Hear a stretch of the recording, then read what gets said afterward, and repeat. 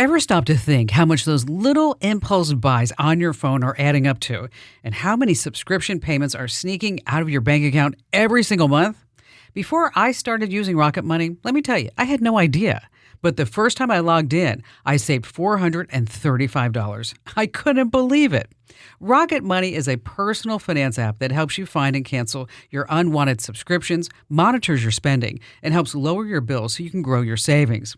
I just love the dashboard. It shows everything in one place, even the subscriptions you forgot you signed up for. And if there's something you don't need, Rocket Money helps you cancel it. Plus, it alerts you if a bill increases or if something unusual pops up in your account. It's basically like having a personal assistant for your money. Cancel your unwanted subscriptions and reach your financial goals faster with Rocket Money. Go to rocketmoney.com/Kim today. That's rocketmoney.com/Kim. rocketmoney.com/Kim. Welcome to the Kim Komando Show podcast for the weekend of July 13th, 2024. Thank you for listening to the Kim Komando Show. Here's hour one. Hey, I don't know if you heard, but Mr. Beast, that YouTube sensation, he has hit 300 million subscribers. Oh my gosh, 300 million subscribers. Just a little bit more than me. A lot more than me. And if you don't know who Mr. Beast is, I want you to think of it as he's like the Taylor Swift of the whole YouTube generation, okay? Now, Mr. Beast, his real name is Jimmy Donaldson. So how the heck did he come up with Mr. Beast in the first place? Well, as it turns out, he was a big gamer. And when he went on Xbox as a kid, Xbox automatically generated a gamer tag for him that said Mr. Beast. Okay, I started thinking about this. Imagine if Xbox added an R to that, so then it'd be like Mr. Breast. You know what? He would have had a whole different adulthood and as far as a company, right? Oh, geez. On that happy note, welcome, everyone. You're about ready to get more tech smart because every single thing is truly a tech thing nowadays. I'm, of course, Kim Komando, America's beloved digital goddess, here with you. It's the biggest show. It's the best show. It's the most trusted source about all things digital. And you can find my award-winning shows on over 500 radio stations throughout the United States and also in your favorite podcast player. And a big hello and salute goes out to all of our listeners on the American Forces Network Radio, reaching over 375,000 U.S. service members in 175 countries and 200 ships at sea. Get the Kim Komando Show. And I have to tell you this, great sponsors help to make this show possible. And I always negotiate these money-saving exclusive deals just for you. And so as I give out all the various addresses for our sponsors, in case you're looking for them all, just head over to komando.com/sponsors, komando.com/sponsors. All right, just for you, dear listener, every single day of my life, even weekends and national holidays, as I drop by all the important tech sites to make sure that we're both up to date on what's going on. And here are the top 5 things you need to know that are happening right now. And we're going to start with, I don't know if you heard about this, but AT&T has said that the records of nearly every single one of their cell and text customers are part of a massive data breach. At least 95 million people. Oh my gosh, this is just nutso. If you called anyone on AT&T's network, your phone number and your location are part of this breach. Now, the hackers downloaded all the records of nearly every single AT&T cell customer from May 1st, 2022 through October 31st, 2022. And then they did it again on January 2nd, 2023. Now, they say the content of the calls and the texts weren't downloaded, but the number was and actually where the person was located because they were tracking your location. Now, this means that somewhere there are records of every place that you went were for a stalker or a domestic violence partner's prize that they would definitely be willing to pay for. Oh, but there is some good news. Are you ready? AT&T says that hackers did not steal your date of birth and social security number. Yes. Okay, so what does this mean to you? It means that you could get SIM swapped. You could get doxxed. Scammers could impersonate you or your bank. So watch out for any calls saying that it's your kid being held for ransom. I want you to call them directly and your bank too. Okay. Also, this is super important. Use another way to get security 2FA codes that usually come to you via text. So you want to start using a free authentication app like Google Authenticator that sends the codes to an app and not to you by text message. Because let me tell you something. you are now a huge target, a huge target. Now, even if you're not an AT&T customer, you could be part of the breach if you called somebody on those dates who was an AT&T customer. Oh, gosh. Oh, what a nightmare. AT&T's slogan is, in case you're wondering, connecting changes everything. It sure does. Moving on to number 2. Earlier this year, there was this big to-do about Apple and iPhone owners in 92 countries about what was called mercenary spyware attacks. It's happening again. Only this time, Apple sent out the alert to 98 countries. And here's what it says. You are likely being targeted because of who you are and what you do. So this is spyware that's going after high-profile targets like politicians and journalists. But meanwhile, Apple also issued another alert that you might be getting a spam text message, and it looks like it's coming from Apple. And it says something about your iCloud account may be in jeopardy. You need to update your account details. And then it includes what appears to be a legitimate Apple iCloud link. Well, don't click on it because it's total spam. Apple is not going to send you a text message just out of the blue to say your iCloud account is in jeopardy. So just keep that in mind. Moving on to number 3, I've talked about Neuralink here on the show before. Nolan Arborough is a 29-year-old guy from Yuma, Arizona, and he actually became the first person to get a Neuralink implant about 5 months ago in his brain. He was in a swimming diving accident in the Poconos, and he's been paralyzed since then from the shoulders down.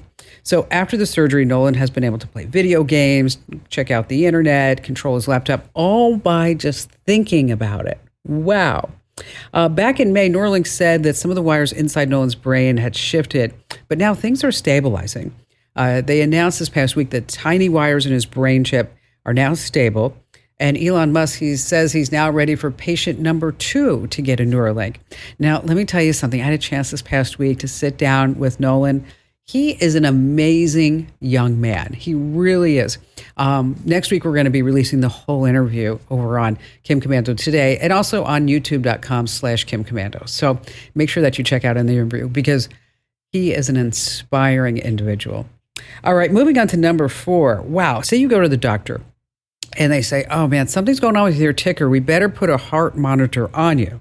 So then the doctor checks the data from the heart monitor and then says, wow, you are really in trouble. Andrea Irwin's 33-year-old woman from Iowa, she was given a heart monitor to record her heart rate. And when the doctors got the data back, it showed that she was having serious cardiac events that could have killed her. She needed a pacemaker and she needed it right then. She went into surgery, but she wasn't properly sedated. She actually was awake during the operation. Yikes. Okay. But it gets worse.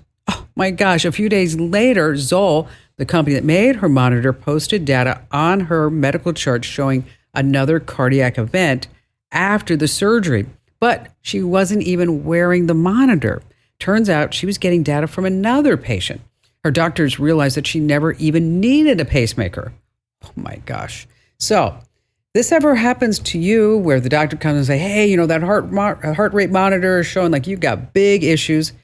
Make sure that they double check the data. And finally, this coming in at number 5.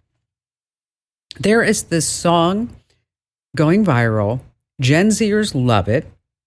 It's called Friendly Father. And it's not in English, it's in Korean. So as we play just a snippet of the song, I'm going to be talking over it to tell you what the words are. Here, take a listen. Warm-hearted like your mother, benevolent like your father, holding 10 million children in his arms, taking care of us with all his heart. Let's sing of Kim Jong-un, our great leader.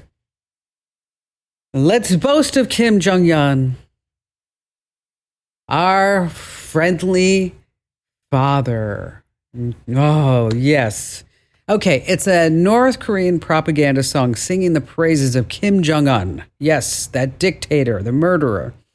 Kids on TikTok are calling it a banger. Ooh, that's exactly what North Korea wants, okay? Let's see, a North Korean defector, Hyun Sung Lee, told the Wall Street Journal that these kinds of songs are played everywhere in North Korea, on TV, train stations, even at military bases. They're designed to get into your head. Ugh. And Gen Z is like, we don't care. We like the song. All right, still to come, we have some tech of yours that may be reporting back to China, signs that your spouse is cheating. We have some fantastic phone calls in store. And of course, you have me, Kim Komando. Hey, you can enter to win a $1,000 gift card to your favorite airline right now at this special address. Go to winfromkim.com. That's winfromkim.com. Yes, a $1,000 gift card. Your name on it could be. Go to winfromkim.com. All right, Anne in Denver, Colorado. Well, in the beginning, my husband asked me for a divorce and ended up having to put the house on the market. He bought me out of our condo in Phoenix, and it amounted to about $375,000. And Randy Corporan, who was representing my husband as a divorce lawyer, emailed my divorce lawyer and said, how would Anne like to pick up the check? But there was a hacker that had broken into my divorce attorney's computer and came back at Randy pretending to be both me in some cases and my attorney in others, and responding as if it was us. And, well, Anne has decided to go to Hong Kong, or I have decided to go to Hong Kong. And in fact, she's getting on a plane very soon and needs you to wire the money to Hong Kong. So he called my husband as he was going to the bank and said, Anne is evidently going to Hong Kong. And my husband said, I don't think so. He said, I think my kids are planning on visiting her, in fact, this week. But Randy did it anyway. He went to Wells Fargo. He asked his banker to wire the money. And so based on that email, and correct, is that he went to Wells Fargo and said, I got to send Anne in Hong Kong this half of her divorce settlement money, the $375,000, and Wells Fargo just does it? There were a couple of emails. One from me and two from the person pretending to be my divorce lawyer. Okay. But yes, and in his own words, Randy said, because I'm a, quote, VIP at that bank, they just did it. So that's been, over 2 years ago. First, we tried to get the money back from my former husband because of the separation agreement that you go through and sign in a divorce, and it said FAD owes Anne $375,000. So we went in that direction, and we won 100%, but we haven't been able to collect. So then we turned around and just last week we sued Randy Corporan, the lawyer that sent the money. I assume before you actually sued the lawyer, Randy, that you said, hey, listen, it was your mistake. You still owe me the money. Where's my money? Right. And what did he say? He said, I'm just so sorry. I really made a mistake. I wish to God I hadn't. Yeah, but he still owes you the money, right? I think so. And so now you're suing him to get the $375 plus any attorney's fees, I assume? Correct. And it's not exactly $375 because my divorce attorney had liability insurance.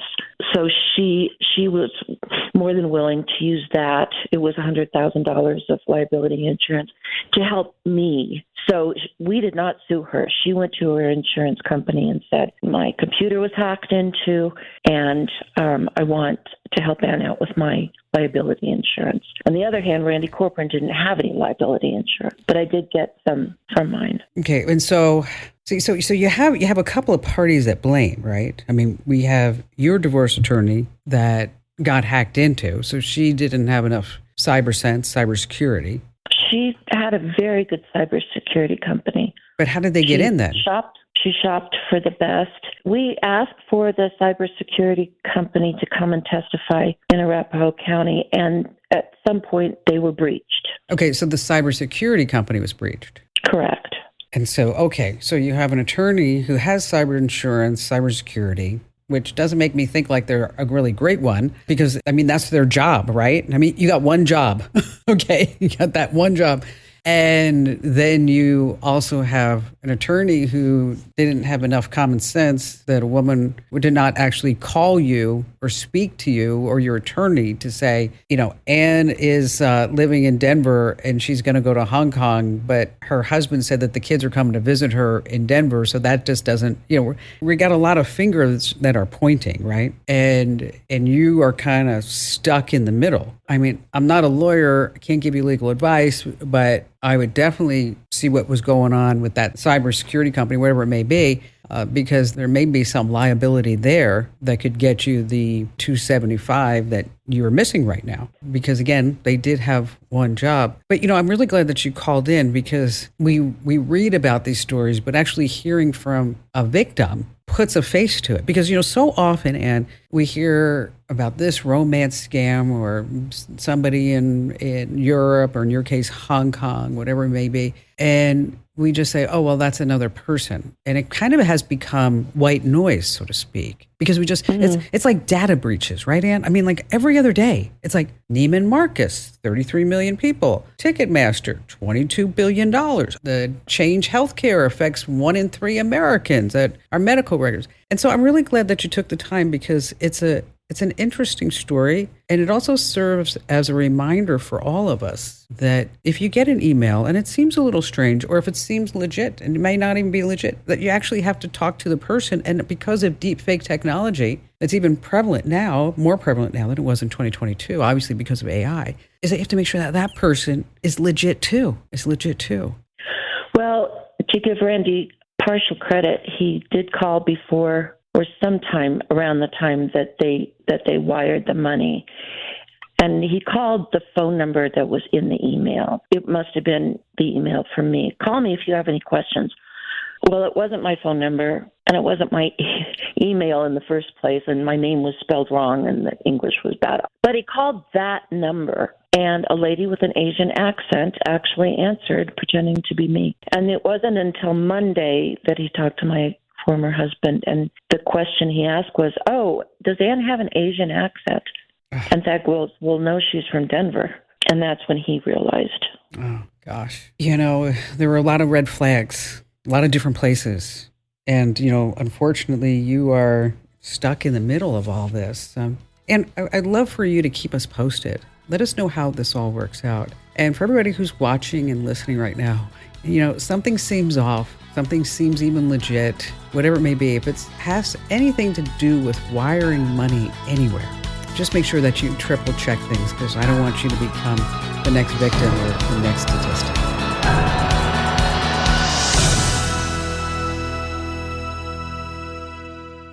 If you own a home, listen up. This is scary. The FBI is warning about a crime on the rise: home title theft. And it doesn't happen the way you might think. No break-ins, no stolen keys, just a forged signature on a single piece of paper filed with the county. In minutes, criminals can transfer the title out of your name, then use your ownership to drain your equity, or even sell your home. The worst part, most people don't know what's happening until they get collection or foreclosure notices in the mail. That's why I trust Home Title Lock. When you visit HometitleLock.com/Kim, you'll get a free title history report and a 14-day free trial of their $1 million triple lock protection, including 24/7 monitoring of your home's title, urgent alerts to changes, and if fraud does happen. Their U.S.-based restoration team will work to restore your title, covering costs up to $1 million. Don't wait. Protect your home and equity today. Get your free 14-day trial at HometitleLock.com/Kim. That's HometitleLock.com/Kim.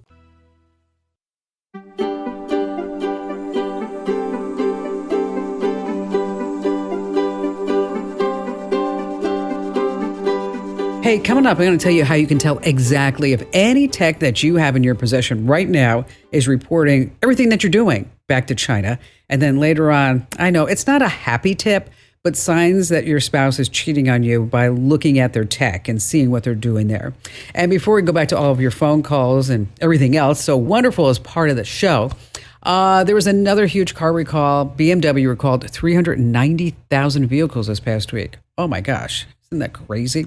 Every year, millions of recalled cars don't get the fixes that they need. The BMWs, by the way, they were saying that the airbags could explode. Yikes. Okay. So anyway, we have a lot of cars that are just rolling around with major safety issues. So here's what I want you to do. Grab the National Highway Traffic Safety Administration's free app. It's called Safer Car. What you do is you add your vehicle, your VIN number, and then you include any extras that you bought, like upgraded infotainment, maybe some special tires, fancy seats, whatever it is. So if there's a recall on anything that you've listed, Safer Car will actually send you an alert. Again, that's the Safer Car app. You can find it over in the Apple App Store or Google Play. Okay, aside from this wildly popular show that you're listening to right now, I host a great podcast called Kim Komando Today. You can find it wherever you get your podcasts. And I love it because it gives me a chance to speak with really interesting people. Now, I got to tell you about Joe Gao. He's 63 years old. And Carmen Wilson, she's 59 years old. They're married and they like to make porn videos. They do. They set up an OnlyFans account last fall and quickly got over 10,000 people who pay them up to $10 a month to watch them do the wild thing.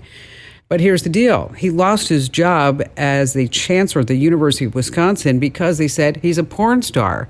Well, here, take a listen to what's happening now. So how did you get started on OnlyFans? Where did the idea come from? I guess we ought to start out by saying we're not the typical OnlyFans people.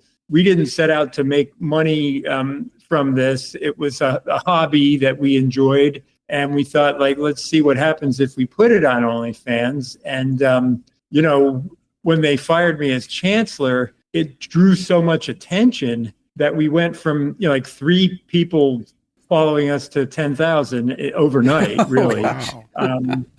And yeah, it was quite unusual. And as I say, it's not our primary thing. And so we don't do, a lot of people on OnlyFans, they do what's called custom content where they interact with people who pay them to do X, Y, or Z and interact. Our thing is we just made some videos over the years, about a 10-year period, and we thought, well, maybe people would want to see them and see if they like them. So we started out making the videos purely for our own home library. We were not intending to release them in any way, shape, or form until last fall. And Joe we had decided that he would step down from his chancellor position at the end of the academic year and go back to the classroom. And he'd been a very successful, long-serving chancellor, and it seemed like the right time to step back. And I had been in higher education administration myself,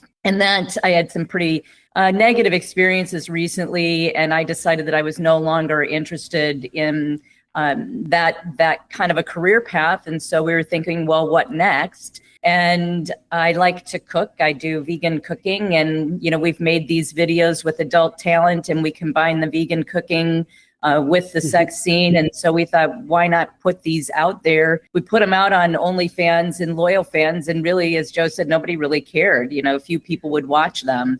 And then the Universities of Wisconsin administration discovered our videos somehow. Someone told them, and he was fired, and their publicity led to, just a huge increase in people watching. Boy, that's fascinating to me. So how did the university come to you? Did they sit you guys down? Did they sit you down, Joe, or did they send you an email, or how did they notify you? Well, they called me into a Zoom meeting and they said, we have a personnel situation we want to discuss. Now I was chancellor for 16 years, so I did lots of personnel situations, and I knew the attorney, and there was a person from their HR. And then they began asking, well, we heard you have these videos and books. Is that true? And so I was like, oh, okay, you found out, and explained what we were doing. And I thought maybe they'd say, well, we have a problem with that and you should take them down and, that kind of thing. But what happened was 7 days later, I got an email saying you're fired. And they also put out a statement to the media about how horrible and disgusting we are. And of course, when you do that, everybody wants to find out what is it. So now I have a question. You said no one was subscribing before the publicity, and then afterwards, do you charge for the page? Yeah, because you have to. We charge. There are different ways that it can be set up, but on the paywall sites, you have to put a price of some kind. We charge per video. And so once a person would purchase a video, they have it, forever. So they can watch it as many times as they like. And the sites, of course, they need to have a percentage that they take. So that's why you can't give it away there. Right. Okay. That makes sense. And then you also said you wrote a couple of books. Were those posted for sale online in conjunction with the OnlyFans page? before? What is the timeline there? No, we put out the first book in 2016, and then we wrote a second book in about I think 2019, 2018, and put those on Amazon. But we use pen names, and there too you have to have a certain price. And the books, even today, nobody really cares about the books. It's kind of striking how our society now is just so much more video oriented than print oriented. So you get fired. Do you go see a lawyer at that point? Well, they launched this big investigation into me, the university system, and they hired some outside attorneys and forensic computer experts, and very intimidating. And I've been around this a little bit. Their gambit is they want me to go hire a lawyer and start spending a lot of money on legal fees. And then they come back and say, well, let's settle this and we'll, pay your fees and you retire. And I wasn't interested in, going down that path. I think there's a real principle here. People forget we work at universities, and universities are supposed to be very staunch advocates for free speech and expression. And so that's what this is really about. Although we just finished some hearings the other day, and that was not about free speech. It was all about, what did we do, when, where, how, But to answer your question, I defended myself there. And I think I did pretty well. And Carmen was by my side and was my advisor. And we're waiting now to learn what the hearing committee is going to recommend. I'm telling you, this is a wild story on so many different levels. You can listen to our entire chat by getting the podcast via Kim Komando today, wherever you get your podcasts. Just search for OnlyFans, and I'm sure it's going to pop up. Now, you can also watch the entire interview over on YouTube. Again, youtube.com/Kim Komando. That's youtube.com/Kim Komando. All right, we all have a lot of smart devices. Think about it. Okay, you got your doorbell cam, your fitness trackers, your refrigerator, your televisions, your smart speakers, and guess what? They're all collecting data on you. So how many of these have Chinese connections? And where are all these devices sending all that data? Well, it's a law for companies in China to share data with the communist government. So what can you do? You can opt for gadgets with solid privacy features. You want to look for encryption and adjustable privacy settings, or you can check to see where your tech is manufactured by brand and category. It's a special website. It's called productfrom.com. There are over 120,000 products listed there. That's productfrom.com, productfrom.com. All righty then. Let's see. Coming up, we have more of your phone calls as well as some text signs that your spouse may be cheating here on the Kim Komando Show. Philip in Birmingham, Alabama. Hi there, Philip. I have a long commute on a Saturday from my job, and that's why I started listening to your show. And the question I have is, I'm into 3D printing, and I've been doing it probably since, I guess, 2017. Wow, you've been doing it a long time. That's good. Yeah. Some useful objects, some objects are like, decals and things like that. Let me ask you a question. How has it changed for you over the last 7 years doing 3D printing? Well, I just do FDM, which is just, it's not resin printing. Right. It's like weed eater line. And really, other than the different materials, that's about all. Got it. Some updates on the slicing software, but other than that, it really hadn't changed. Yeah. Well, it's an interesting technology that is trying to still find a place other than just with hobbyists. But I think it's going to get there, especially as we start being able to incorporate AI into it more. Right. Well, I really didn't know anything about AI until I heard you talking about it on one of your shows on a Saturday evening when I leave work. I think it's 99.5. It's stationed out of Birmingham that I listen to. Yes. And that's when I started actually using Copilot. And I use Meta, Facebook a little bit. Okay. But, I started out just using a text prompt and saying like, design me a picture, say, of a white-tailed deer put it in a forest, make it black and white, paint the picture in the style of Vincent Van Gogh or something like that. That's good. And when I did the Vincent Van Gogh part, it come up with a white-tailed deer in a forest, and it actually had this starry night sky Oh, in did the it? background of it. Hey, that's pretty Yeah. cool. That's fun. That's good. Yeah, but as far as the 3D print, now what I've been doing is taking a black and white, just a photo I find on the internet, a silhouette photo, Hmm. and what I would do is take it, save the JPEG file, and then I'd convert it to an SVG file, and then Tinkercad is I know about Tinkercad. That's a good program. Okay. Well, I'd go to Tinkercad and I would upload the SVG, and Tinkercad will convert it to an STL, and then I can modify it a little bit, and then I send it.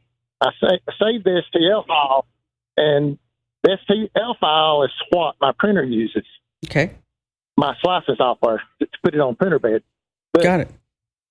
But I've only been doing the black and white photos, and I haven't been able to. What I was wanting to do is to take a pic of one of the deer that I killed and have AI change it either to a silhouette to where I could actually convert that and have like the antler configuration Hmm.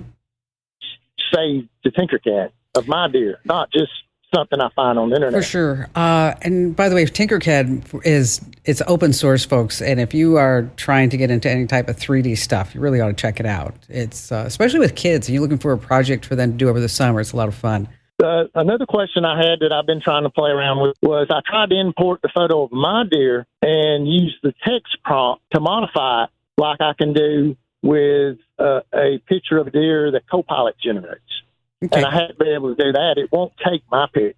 It says privacy concerns. All right. Well, here's what you're going to do. Let's talk about that first. I have found using Chat GPT to be a lot better using images that I want to upload, analyzing pictures, whatever it may be, than Microsoft Copilot. So give that a shot. That's Chat GPT. It's from OpenAI. And you may find that it's a little bit more intuitive and a little bit more advanced than Microsoft Copilot. Now, one thing that it is bad, I'm just going to tell you right now, is that if you want to have it put any text in that image, they never get the text right. It's always misspelled. It's in the wrong spot, whatever it may be. So they're having trouble with the text. But that's based on DALL-E, DALL/E. Now, Yes, that's what Copilot uses. yes, exactly. Okay, and so there's also Mind Journey. These are just some tools for you to check out that are really into graphics. Okay, so Mind Journey is an image editor, AI generator, whatever you want to be, that a good friend of mine uses, and he's really into plastic surgery. And so you mentioned animals. He's doing a lot of stuff with before and after photos on his social media, and I'll tell you, he speaks very, very highly of it. I've tried it, but I don't have that artistic mind. I'll tell you right now, I just don't. I mean, I'm more black and white. I mean, if you saw what I was wearing right now, I'm wearing a blue dress and tan shoes. I mean, that's just as far as the creativity goes. And then you can also use a Deep AI image editor. And then there's another one called Vance AI. So probably look at ChatGPT first just to see if that was a little bit easier for you to use.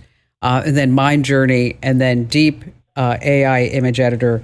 And between any one of those three, I think you should be in a pretty good place to create that image and then maybe export that out to SketchUp or whatever else you may be using to maybe get that 3D printing, maybe take it also to the next level. And in case you're looking for like links to all these, I'll put them inside our newsletter. So if you're not already getting our free newsletter, why not? Join over 500,000 folks. Come on. Head over to getkim.com. Once again, that's getkim.com. And thanks for your call today. Hey, by the way, speaking of AI tools, if you don't get my free newsletter, you really should, because about once a week, we're telling you about new AI tools that you could be using to better your life. And so if you're not already getting my newsletter, make sure that you sign up. Do it now while you're thinking about it. You're going to join over 500,000 folks who get it every single day to get TechSmart in 5 minutes or less. go to getkim.com. Once again, that's getkim.com. Getkim.com.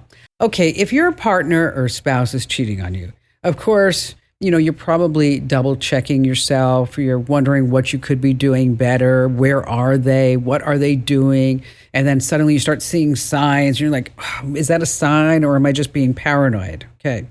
So here's what you can do with your tech. Pay attention to any increased secrecy surrounding your partner's devices. I mean, if they suddenly become possessive over their phone, like it's never leaving them, that's a definite red flag. Keep a lookout for any unusual changes in their behaviors and their online habits. Be suspicious if you notice like text messages being deleted, or they used to get notifications on their phone and now the notifications are all gone. Or suddenly they are working on Google Docs a lot. Yeah, Google Docs are a favorite because this is where people they give it a name like financial report or business plan, and then they're sharing like some steamy text messages or photos. So just some things to keep in mind. Hey, quick reminder before I go, I want you to win that $1,000 vacation gift card. Go to winfromkim.com. winfromkim.com.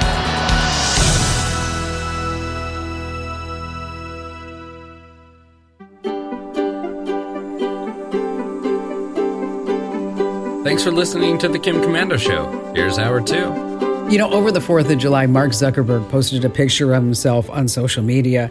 He was wearing a suit and he was holding a flag and it looked like he was drinking a beer and he was surfing behind the obvious wake of a mega yacht saying, and everybody's like, you know what? He's not so cringy anymore. He actually looks like he could be cool. What? No more Julius Caesar haircut and gray t-shirts? Mark has said the reason is that he's the most well-known millennial. That's right. He said that about himself. In newly released emails to Meta executives, Zuckerberg talked about how millennials will shape the future as voters and leaders. And it's important that he shows up because, this is his words, he is the most well-known person of his generation. That's it. It's not Taylor Swift. Don't even think about that, or Beyonce or Prince William. No. The guy who created Facebook based on a site originally was to vote if girls were hot or not in college. Oh, here's something else. Do you know he won't let his kids on social media? What does that say? And on that happy note, welcome, ladies and gentlemen. I'm Kim Komando, America's digital goddess, here once again. And you're about ready to get more tech smarts because every single thing is truly a tech thing. And you have tapped into the biggest show, the most trusted show. And you can find my award-winning shows in over 500 top radio stations throughout the United States. And of course, in your favorite podcast player. And a special shout out goes to all of our listeners on the American Forces Network Radio. I'm talking about the servicemen and women in the Army, the Navy, the Air Force, the Marine Corps, the Coast Guard, and the Space Force. And I have to tell you, throughout the show, I always talk about some great sponsors that are offering great deals. And I personally negotiate these deals for you to be exclusive to my show. They are the best. Now, as I give out these addresses, you may get confused because sometimes they may sound alike. So to make sure that you always know where to go, just go to one place, komando.com/sponsors. That's komando.com/sponsors. All right, every single day I go to at least 35 different websites to make sure that we are both up to date on what's happening in the tech world. And here are the top 5 things you need to know right now. And we're going to start with a prediction that I made, I don't know, maybe 2 years ago, that Americans are moving away from Airbnbs and Verbos because of the creepy hosts, and that we're going to go back to hotels. And the reason why they're going back to hotels is because of these creepy hosts that I mentioned, and also all these hidden spy cameras. Because let me tell you, I checked into an Airbnb once and there were 8 hidden cameras. Oh my gosh, crazy. Always call law enforcement first, by the way, if that ever happens. Now, the reason why I bring this up is CNN spotlighted the case of a woman who was secretly recorded undressing, at an Airbnb rental. She claims the property owner is a sexual predator who spied on unsuspecting renters for years. Okay. This is the interesting part. The case went to trial where an Airbnb employee testified that when the company is notified of these hidden cameras, instead of calling the police, even when the victim is a child, it first contacts the host and tells them to get rid of the camera. Oh my gosh. Isn't that nutso? Your family's safety obviously comes last. So remember this before you book your next vacation rental. Moving in on number 2. Do you remember when James Dean yelled, "You're tearing me apart" in Rebel Without a Cause? Or Laurence Olivier's iconic Hamlet speech? Well, those same voices can grace us with the profound words of "your lunch order now," an email, just about anything. There's this AI company, 11 Labs, and they're bringing back the dead Hollywood legends with a new reader app. Now, let me tell you, this app can turn any text, articles, PDFs, cookbooks, you name it, into voiceovers using the voices of, say, for example, James Dean, Laurence Olivier, Burt Reynolds, Judy Garland. They paid the estates of these late stars, they say, an undisclosed amount. You know it's going to be a lot of money. So who could forget Judy Garland's iconic "Somewhere Over the Rainbow" from The Wizard of Oz? Now you can have her say anything. Here, I gave it a try. Ladies and gentlemen, it's Judy Garland here. Now, I have to tell you all about the Kim Komando Show. It's absolutely marvelous. Kim really knows her stuff. I just know that if the Wizard of Oz were around today, he'd be the perfect guest for Kim's show. He'd be like, "Pay no attention to that man behind the curtain unless he has a firmware update." I mean, it just firmware update from Judy Garland. Speaking of stars, in Ohio, coming in at number 3, a 75-year-old woman got a message from former Journey singer Steve Perry on Facebook. He said he had a hot investment opportunity, needed a good woman in his life. So Perry would sweet talk her into using WhatsApp. And then at Steve Perry's request, she started sending thousands of dollars through wire transfers to people in various states. She even bought $50,000 in gift cards. Oh my gosh. Then he wanted more photos, passport numbers.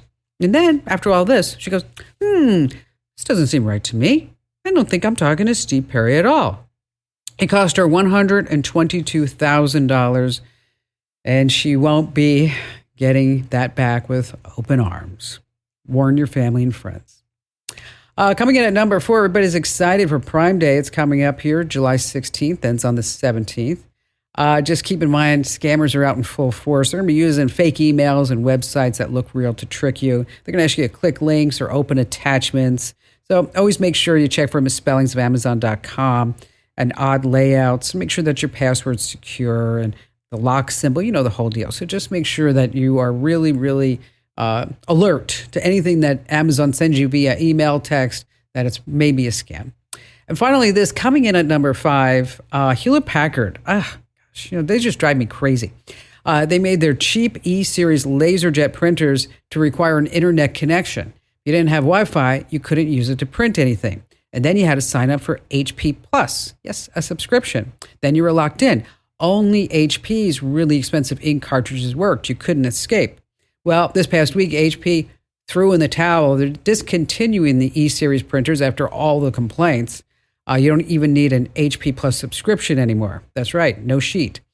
Whose idea was this? The CEO of Hewlett-Packard. He actually said this. Oh my gosh. He claimed that third-party ink cartridges invited hackers. He said that hackers could embed viruses in the cartridges, infecting your printer. Sure. All right, coming up, we're going to talk about how your phone has an expiration date. Yes, that's right.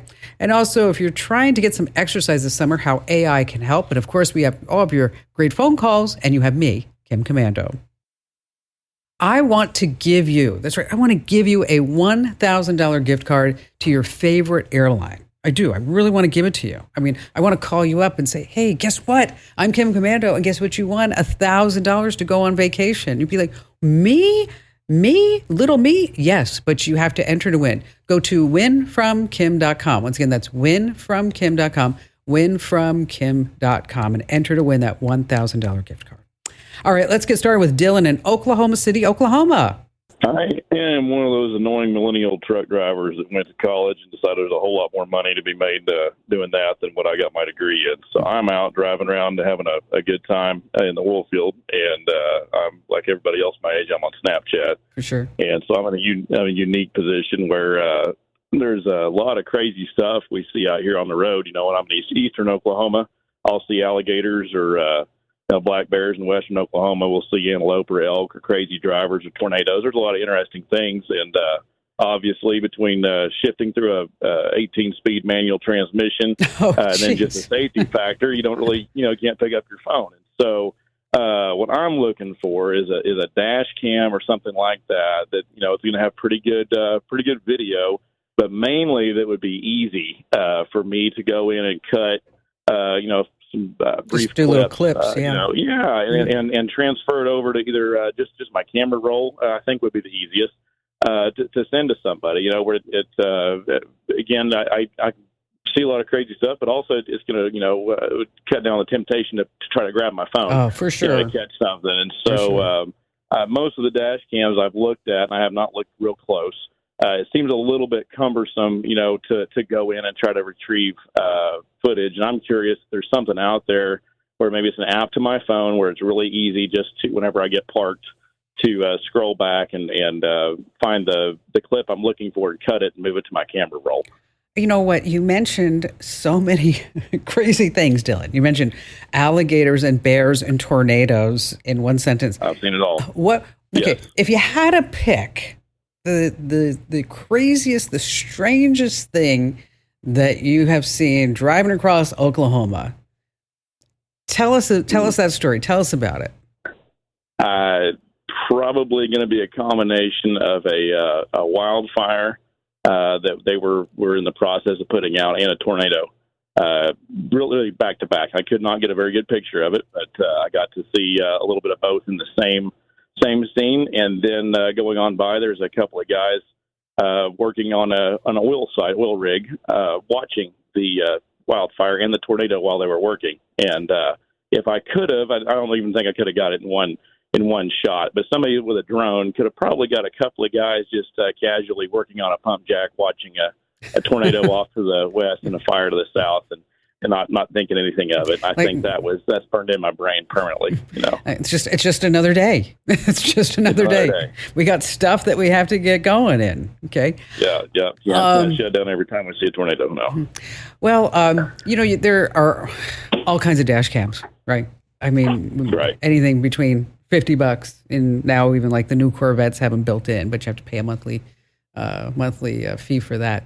There's a couple in particular that I think are more geared for what you're trying to do. And in particular, the dash cams that have Wi-Fi built in. So this way it's easily transferable from the dash cam right into an app on your phone. And then from there, it's just cut, copy, paste directly, into Snap or something like that. Blackview is the name of a company who actually makes one. They've been around for a long time. And again, it comes with this Blackview app. This one, it's a little bit cheaper. It's about $170. And the reason why is because it doesn't have something that I think is really important in a in a dash cam, and that is a GPS. I mean, you want to be able to have a GPS in a dash cam. So when you start checking all these boxes, it doesn't have night vision, probably not, but for $170, if you just want to tinker around with it, it may be something that you want to do. But if this is something that you're really into, there's another one called Viofo, Viofo. Don't worry about it. We'll send it off to you. And it has GPS, it has night vision, also has Wi-Fi built in, but it's going to be over $300. So, but either one of these, and if you are look at both of these, you're like, gosh, this is still not the one that I want to look at. We do have some dash cam reviews over at Komando.com, which I know it was really hard to find anything on Komando.com because the site sucked. It did. Let me just say it did. It was bad. Okay. But we have a new and improved Komando.com that's out right now, and especially because the search does work. We love that. Yes. Special thanks goes out to Charles and Jeremy for that. That if anytime you're looking for anything that I mentioned here on the show, you can always just use the search tool over at Komando.com. But hang on the line, Dylan, and so that this way we can send you out those two options. And keep in mind that if you find any great clips, I want you to send them to us because, we do some video podcasting here Monday, Wednesday, Friday over at youtube.com/KimCommando. And hey, you know what? Maybe if something's really good, you'll become Insta-famous. Just send us that clip. And Dylan, safe travels to you. All right. Let's see. JB in Columbia, South Carolina. You're up next. I've been using Quicken for about 30 years, but for home and business. But now it's just home. and I'm looking for an alternative just for checking, money market, and reconciliation of the checking account. And Quicken is asking you to pay up. Is that it? Every year, $59.95. Yes. And then they slow the service down and put ads up there. Yes. And you're like, okay, all right, I'm tired of this. Right? I know. I hear you. I've been getting these calls a lot lately. Just to let you know, I don't think you're alone. There's a free financial accounting software program. It's been around for a long time. It's called GNU Cash, GNU Cash, GNU Cash, GNU-CASH. Full featured, will actually import your Quicken files. Does double entry accounting. You can do your stock accounts, your mutual funds, your checkbook, transactions, all kinds of stuff like that. And like I said, it's absolutely free. What I like about GNU Cash is that there are just tons of tutorials that go along with it. Because if you just go on YouTube, like, how do I set it up? You're just going to find all kinds of things. There are some other pay programs like Money Dance and Countabout and YNAB. YNAB. Come on, JB. What do you think that stands for? YNAB. I have no clue, but I you need a budget. You need a budget. That's what knowledge. Okay, yeah, we've got that. Okay, yeah. So I think just real quick, down and dirty, just get GNU Cash. I think it's going to be exactly what you're looking for, and then you can save all that money on Quicken, and not all that money, but then you can take your lovely bride out for dinner or something like that. Again, GNU Cash. You can find it. Just Google search it. I think it's at a .org site. And JB, thanks for your call. All right, coming up, we're going to talk about how your phone and your tech, actually comes with a built-in expiration date. And of course, we have more of your phone calls here on the Kim Komando Show.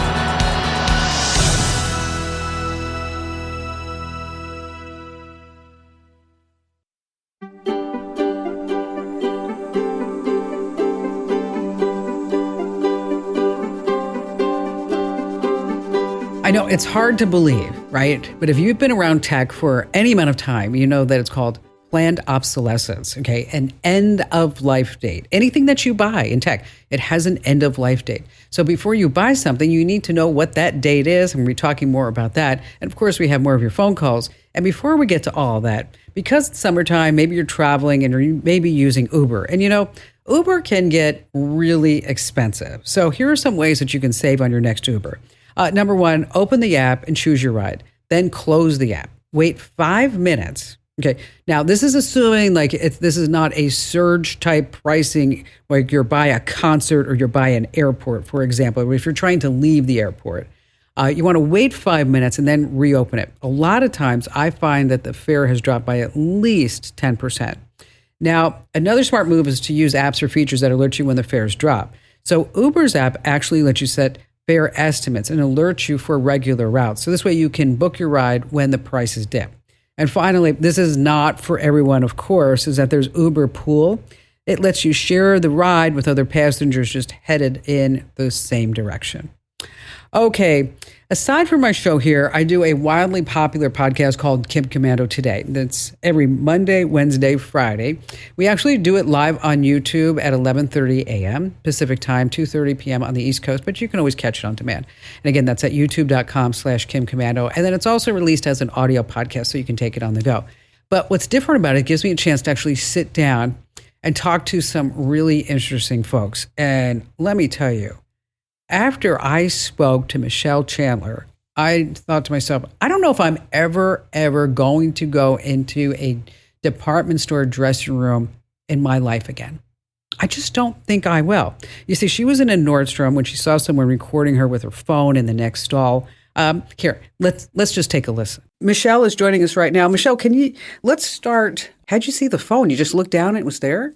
Yeah, I actually was alerted because I really smelled some pretty nasty feet. Oh.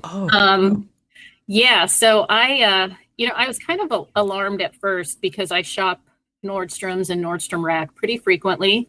And when I walked up to this particular fitting room, it has one main entrance and you go left or right. I've always gone left. That's usually women's. And the fitting room attendant, I had several things to try on. The fitting room attendant, she said, both sides are open. Pick any room with an open door. And I just kind of naturally went left and had a friend with me, and we went all the way to the end because there were 2 obvious rooms open. The only other people in there was a couple, and the male was standing outside her fitting room and just looking at her outfits that she was trying on. So went into the fitting room. I had several different outfits, so I honestly cannot say how long I was being recorded. And like you said, when you're trying on undergarments, there were moments that I didn't have any on. I've only told the police that. So that's pretty uncomfortable. And yeah, I just was trying on outfits. I had a particular pair of jeans on, and I went to bend down, and I looked over to my left because I thought there's someone in here. I almost wanted to say to the girl that was with me, Asia, is that you?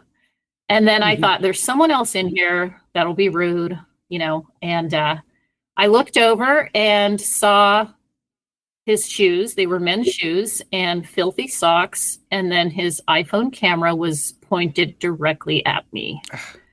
Gross. Yeah. Yeah. So in that moment, I slowly got up and just remained calm. And I thought, is this really happening? I cannot believe this. I just pulled up my pants and didn't zip them, didn't button them, quietly walked out the fitting room, went back to the entrance, and I told the fitting room attendant, there is a man filming me in the room next to me. And she almost didn't know how to respond. She was like in shock, maybe. And I repeated myself. I said, there is a man next to me filming me. I saw his phone. Go call security. Go call police. And I walked away, and I slowly went back to the fitting room, and I squatted down to make sure that what I was seeing was correct. And he was still squatting down. He's still there. Yeah, he was still squatting down. I know he didn't see me. That's one thing that the way he was holding the phone, his camera lenses were pointing at me. He would have had to be laying on the floor looking up at his screen. So that's why I just thought, I'll be quiet. I'm going to go call for help. And yeah, I walked back. He was still squatted down in the fitting room, and his pants were at his thighs. I can't say what he was doing. But I confronted him immediately. I grabbed the fitting room door, and I shook the handle, and I said, what are you doing? And it was silent. And I said, you're filming me, you sick expletive. And he stood up, and he was like, I'm so sorry. I'm so sorry, ma'am. I go, you're not going anywhere. And I held the door pulled towards me so that he wouldn't be able to open it and get out. At that point, the gal that I was with, she walked out, and she's like, what's going on? Because she thought I was talking to her at first, because, I said, what are you doing? And she's like, I'm trying on clothes. And why are you yelling at me? Yeah. At this point, it was just the 3 of us on this end of the fitting room. And she said, what's going on? And I said, this guy is filming me. I saw his phone. And she's like, oh my gosh. And so I'm holding the phone, and I'm like, you're not getting away with this. You're not going anywhere. And Asia goes, he's crawling. He's down. He's trying to crawl out to the next fitting room. And so I just slowly stepped over to my left. And as he started to get up, that fitting room door was open. And he started to get up. I grabbed the back of his sweatshirt, and I put him down on the ground, put my knee in his back, put my hand down. So you can watch our entire chat over at youtube.com/Kim Komando. You can get it as a podcast wherever you get your podcast. Just search for Komando with a K, of course. And if you don't know that by now, it's Komando. All right. No matter how much care you give your smartphone, someday it will reach its end of life. EOL is what it's shortened down to. And if it expired, how long will it really last? Okay, so generally speaking, Apple says that you can probably use your phone anywhere up to, say, 5 to 6 years. Okay, Google says they're going to offer up to 7 years of updates. Samsung says it's at least 4 years. But there's this website that I want you to check out. It's called endoflife.date. Endoflife.date. Now, if you're driving, you're walking, you're thinking, ooh, I just missed that Kim Komando. What you want to do is just head over to komando.com, which, by the way, new and improved. Search finally works. Yes. And just type in end of life over at komando.com. All right, still to come, we have more of your phone calls and more tips you don't want to miss here on the Kim Komando Show. All right, let's see. Richie in Albany, New York. Hi there, Richie. Well, I'll tell you what's on my mind. There's a group of people on Facebook that I would assume a lot of people have seen this besides myself. I guess they're really called Facebook fan pages. Okay. You'll see a celebrity, a musician, for example, and you think it's obviously the musician's fan page. You'll even say the person's name and, official fan page, and they'll have some kind of a message, and it'll say, well, here's an example. I'm not going to mention the person's name, the star's name here, but it says, promise me you'll never stop loving me, and I promise to be your best country musician. I love you all. Heart, heart, heart, heart. Okay. Okay. And then you have people who respond to it and say, oh, you're the cutest. And then the response from this person will be, where are you supporting me from? Kindly send me a friend request so we can talk better. Have you ever seen, you obviously have seen things like this, right? Yeah, it's a scam. Scammers. Right. And I have so many of them here. Here's another one. It's a famous country star. Tell me he would write this. I guess you don't really love me anymore. No. If you were my woman and you still love me, can I get a heart message, honey? Please. Please. These pages come up and down all day long. Facebook. Right. There's a side of me that says, they could probably do more to bring them down. And I don't mean to sound cynical, but I don't think they do because it keeps the interaction on the site. It keeps the interaction on the page. Gotcha.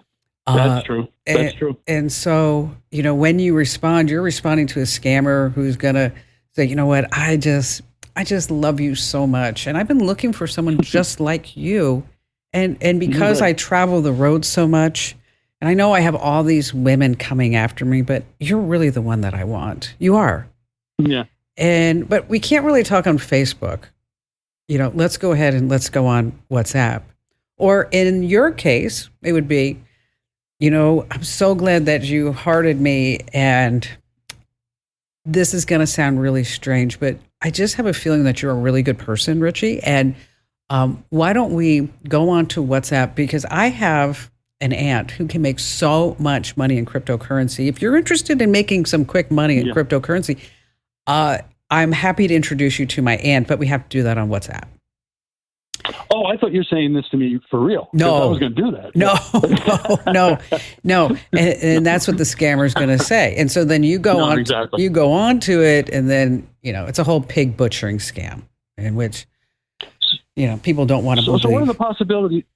I'm sorry. So what are the possibilities of what do they do with all these people who write back? What do they do with the names? I mean,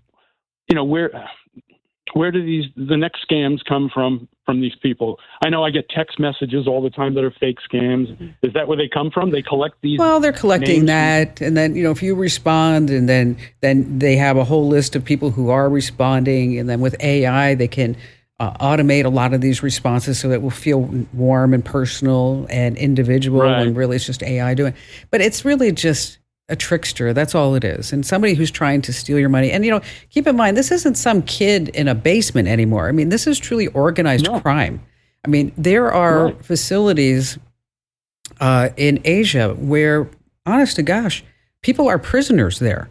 Like, instead of like human trafficking for sex, they're human trafficking where they're running these scams.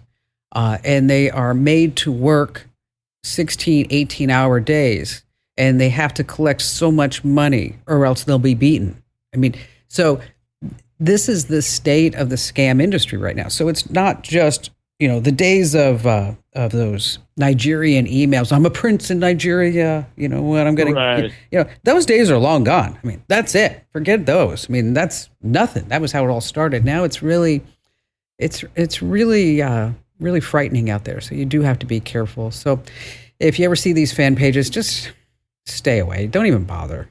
Let's see, who's next? Cathay in Greensboro, North Carolina. Glad to have you on board with us. I have a question for you. Sure. Yes, I have some relatives and friends that are using these cash-making apps where they scan in their receipts from stores, gas pumps, where have you, and it's supposedly making them money. I know you don't get something for nothing, so I'd like to know what the downside is of this. Well, the biggest downside is the data collection, right? Because they're collecting what you buy, where you go, how much you spend, your behaviors.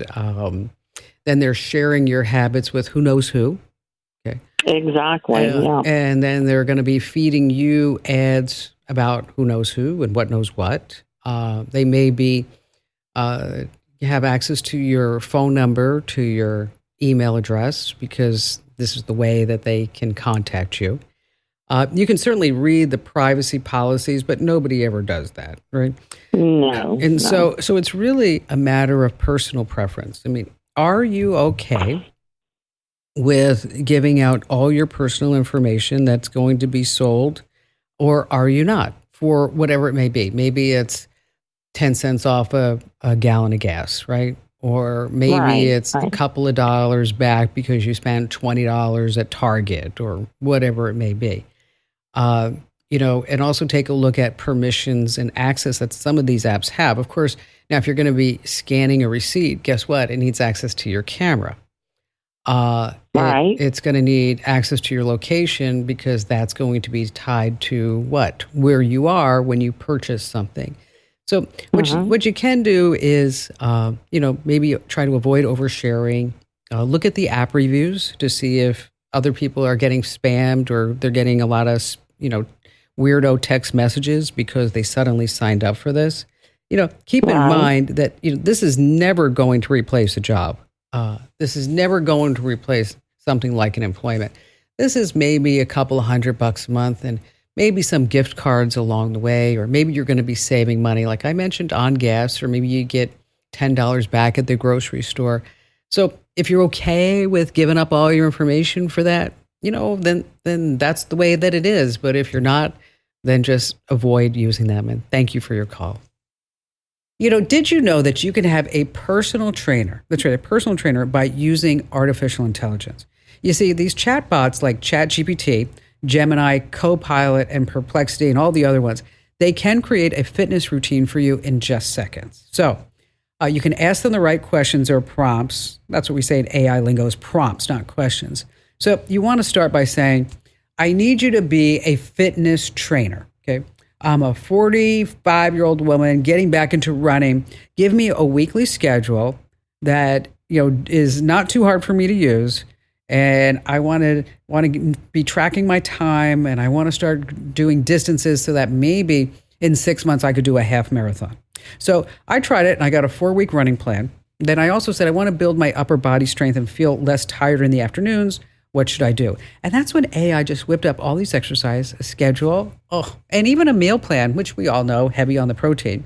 Then you can also add more details, your weight, your fitness goals, how you really like to work out, and then AI will build a plan for you. But again, those prompts are super important. So that's why you always want to start. Anytime you want AI to do something, you need to tell it what type of expert to be and then give it details. The more details that you give AI, the better the results will be. But just keep in mind that AI sometimes hallucinates, which means that they just outright lie or just make stuff up. It's just nutso.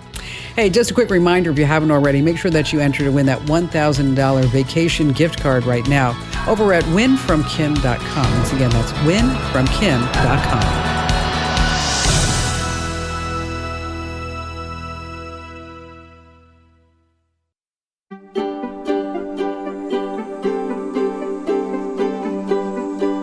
Listening to the Kim Komando Show. Here's hour 3.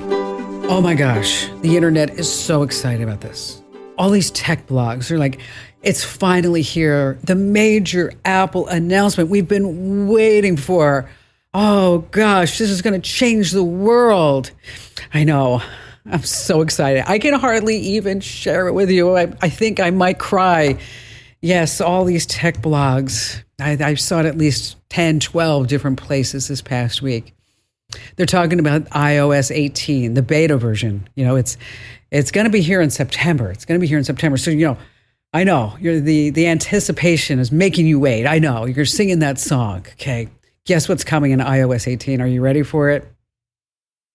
New flashlight controls. I know. Oh, it's just amazing, the technology that we have today. You'll be able to dim your flashlight. Yes, you'll be able to actually make it even a little bit brighter. Yeah, see, and it's this type of really important information that we pass along week after week on The Kim Komando Show. It's the nation's largest show about all things digital, most trusted. I'm, of course, the host. Funny how that works, Kim Komando of The Kim Komando Show. And you can find me on over 500 top radio stations throughout the United States and also in your favorite podcast player. Just search for Commando. And a big hello goes out to all of our listeners in the Army, the Navy, the Air Force, the Marine Corps, the Coast Guard, and the Space Force who are joining us on the American Forces Network Radio. And let me tell you, great sponsors help to make the show possible, and I always negotiate money-saving deals for you that are exclusive to my show. So in case you're ever wondering, what's that address to get in Cogni or Total AV or T-Mobile, whatever it may be, head over to commando.com/sponsors. That's commando.com/sponsors. All right, you can count on me for doing all the heavy lifting for you. Every single day, I go to at least 35 different websites to make sure that we are both up to date on what's going on. And here are the top 5 things that are happening right now. And we're going to start with love. Love, yes. How more people are starting to have romantic relationships with artificial intelligence. Yikes. Fast Company reports that there are already over 100 AI-powered apps for companionship. They have names like Replica, MyAnima. But I want you to be really careful because AI is not a real person. I know that you know that, but you may be lonely and then you start getting sucked in and then you have to keep paying and paying for this AI to love you that's not going to love you. You need to get a real person to have a real relationship with. Now, Mozilla's privacy not. They'd always do these reports about which apps are okay to use and which ones aren't. They have found that the top romantic AI chatbots collect massive amounts of your data. They are the worst for privacy. Okay, so also keep that in mind. Moving along to number 2, remote work warning. You ever hear about mouse jigglers? Mouse jiggler. Basically, it's this device that you put on your computer mouse, and then it moves the mouse from time to time, so that this way, when you are not sitting at your desk, that it looks like you're actually working. Early this year, Wells Fargo fired more than a dozen employees after investigating claims that they were faking work. They found these employees simulating keyboard activities and using mouse jigglers to look busy. Oh, gosh. Oh, the Wall Street Journal reports that nearly half of all companies monitor how active workers are on their computers thanks to this new monitoring software. So companies are rooting them out with this surveillance systems. They are looking for repetitive cursor movements. They're taking screenshots of what's on the screen. They're tracking repetitive keyboard clicks. So if you're using this stuff, you should just stop already. Moving along to number 3, there's been a lot of changes this past week in terms of shopping. Target is no longer accepting personal checks, which this is not a big shocker to me. I can't think the last time that I actually wrote a check. Okay, sometimes we have to write checks for businesses. I get that we're paying in vendors. But I'm talking about like a personal check. Everything's all paid online. Only about half of all Americans write checks once a year. That's according to the Federal Reserve. Over at Sam's Club, this is a big change for if you're paying for Sam's Club Plus. You have until August 18th to have free shipping for your online orders under $50. After August 18th, you got to spend over $50 to get free shipping. And Costco, they are raising their membership fees for the first time since 2017. The basic membership is going to go up $5, the executive membership $10. And don't worry, your favorite $1.50 hot dog combo will always be $1.50 forever. That's what they say.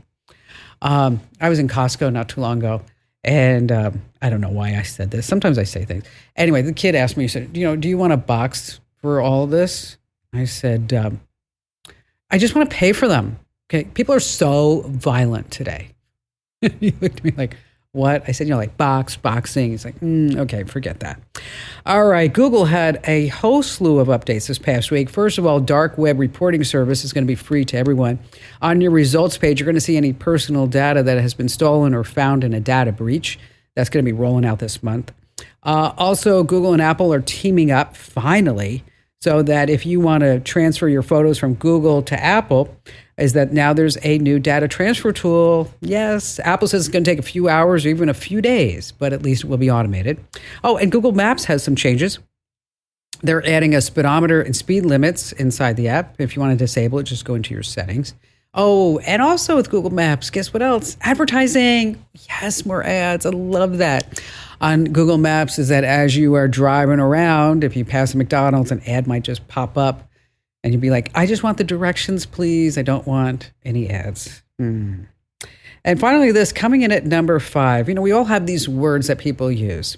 Paradigm, synergy, leverage, alignment, bandwidth. Let me ping you. Okay. Well, the Wall Street Journal has reported that there's a new corporate buzzword, double click. Let's use it in a sentence. I need to double click on what you're saying. Yes. Let me double click that. What that means is that you want to do a deep dive. That's right. You want to do a deep dive. So you're going to say, instead of saying like, let me look into that, you're going to say, I want to double click that. I'm going to double click that. Right. It's so popular that it was mentioned 644 times in corporate calls in the first half of this year. So let's leverage our bandwidth. I'm going to ping you so that I can double click on the synergy that we're experiencing. And I want to move the needle without having to circle back. What did that mean? Absolutely nothing. All right, still to come, we're going to talk about how you can make money as an Amazon influencer. Yes. And is it important or not to send a thank you email? Is that important or not anymore in today's world?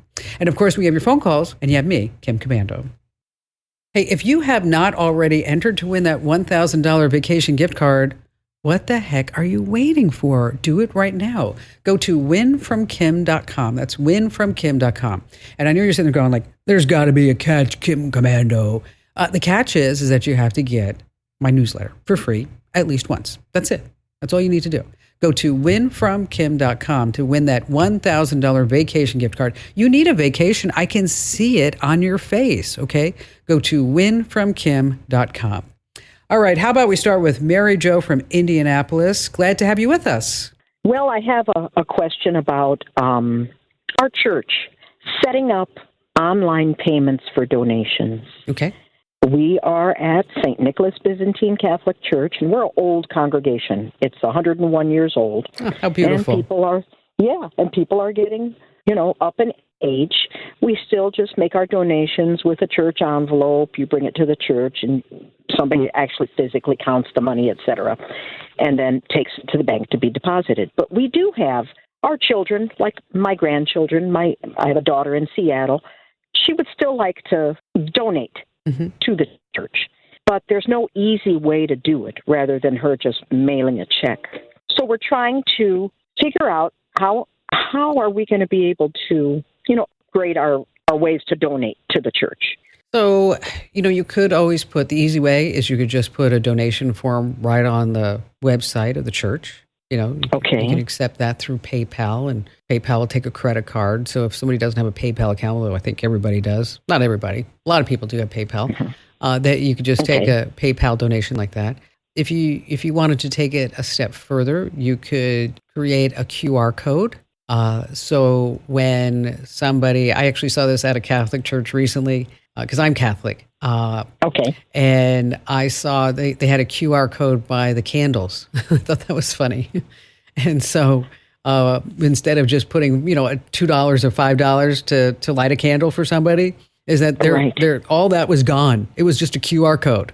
And the QR code said, you could give $5, $10, $25 or what for those candles. And I thought, right. Because sometimes those candles, it all depends on how fast they burn, can be very expensive. Yeah. And also it's easier because not too many of us carry around cash anymore, quite frankly. I don't. Yeah. I have a good friend of mine in Santa Barbara, and we'll go out and I'll say something. I want to buy something, and I try to use my phone, and she'll be like, "Don't worry, I got you, Kim. Here's $5, or $10, whatever it may be." Because I'm like, I just don't carry cash. I'm like, I will Venmo you that back. Okay, I swear. So when you start looking at this as a project, it's where you have to look at it, no pun intended, as a holistic solution.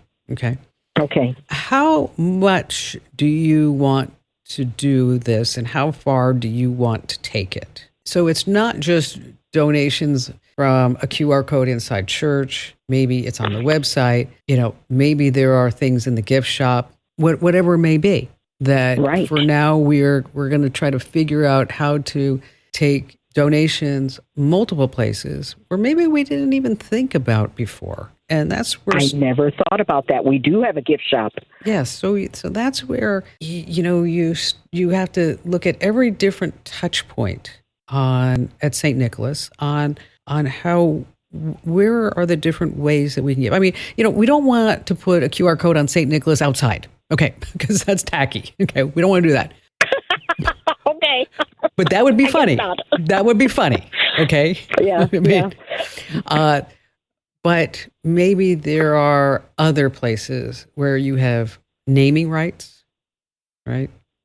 Okay. Yeah, and it's just, and then, the other thing about a QR code too is that you could have a QR code that would tell a story.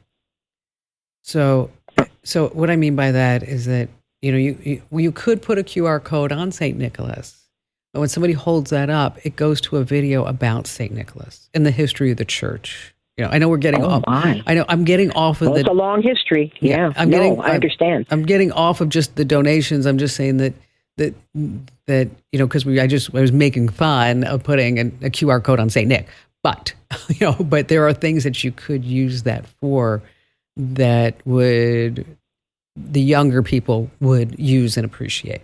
Okay? The younger people, the younger population, the younger parishioners, right? So your basic start is you could use PayPal to accept these donations.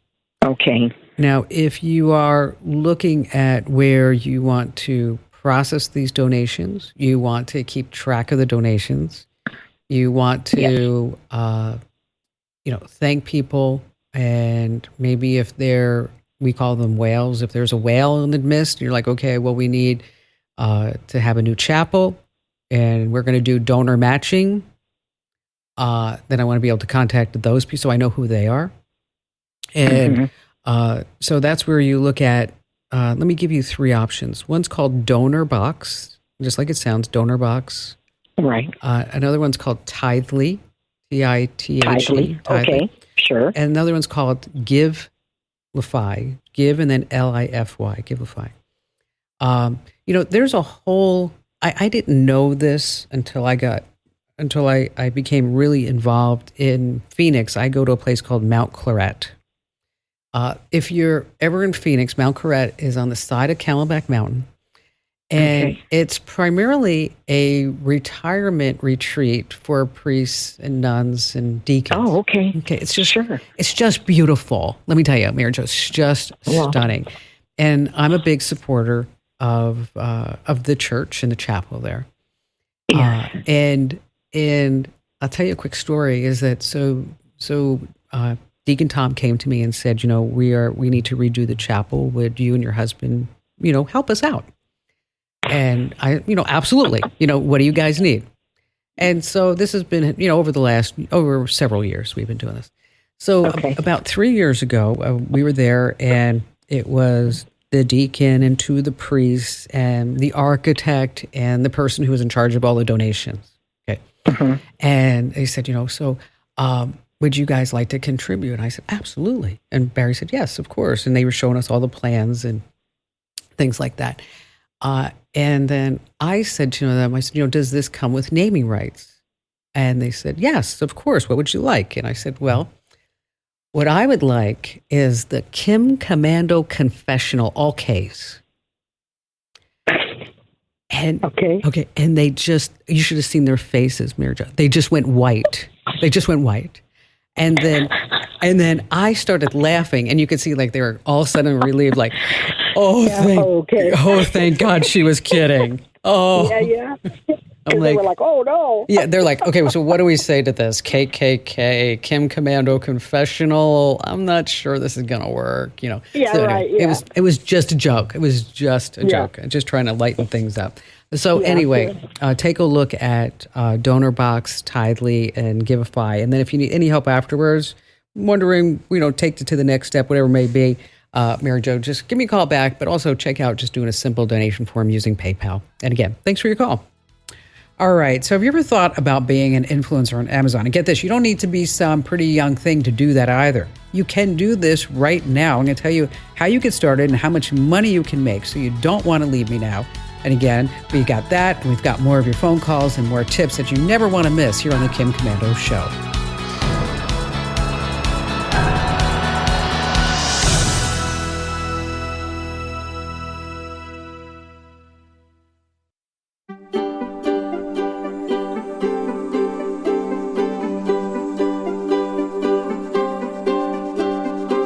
Have you ever thought about making money as an Amazon influencer? And I know you're sitting there going, oh, Kim Commando, I'm old and fat and ugly. I can't do that. Well, surprise, you still can. I'm going to tell you how you can get started in just a few minutes.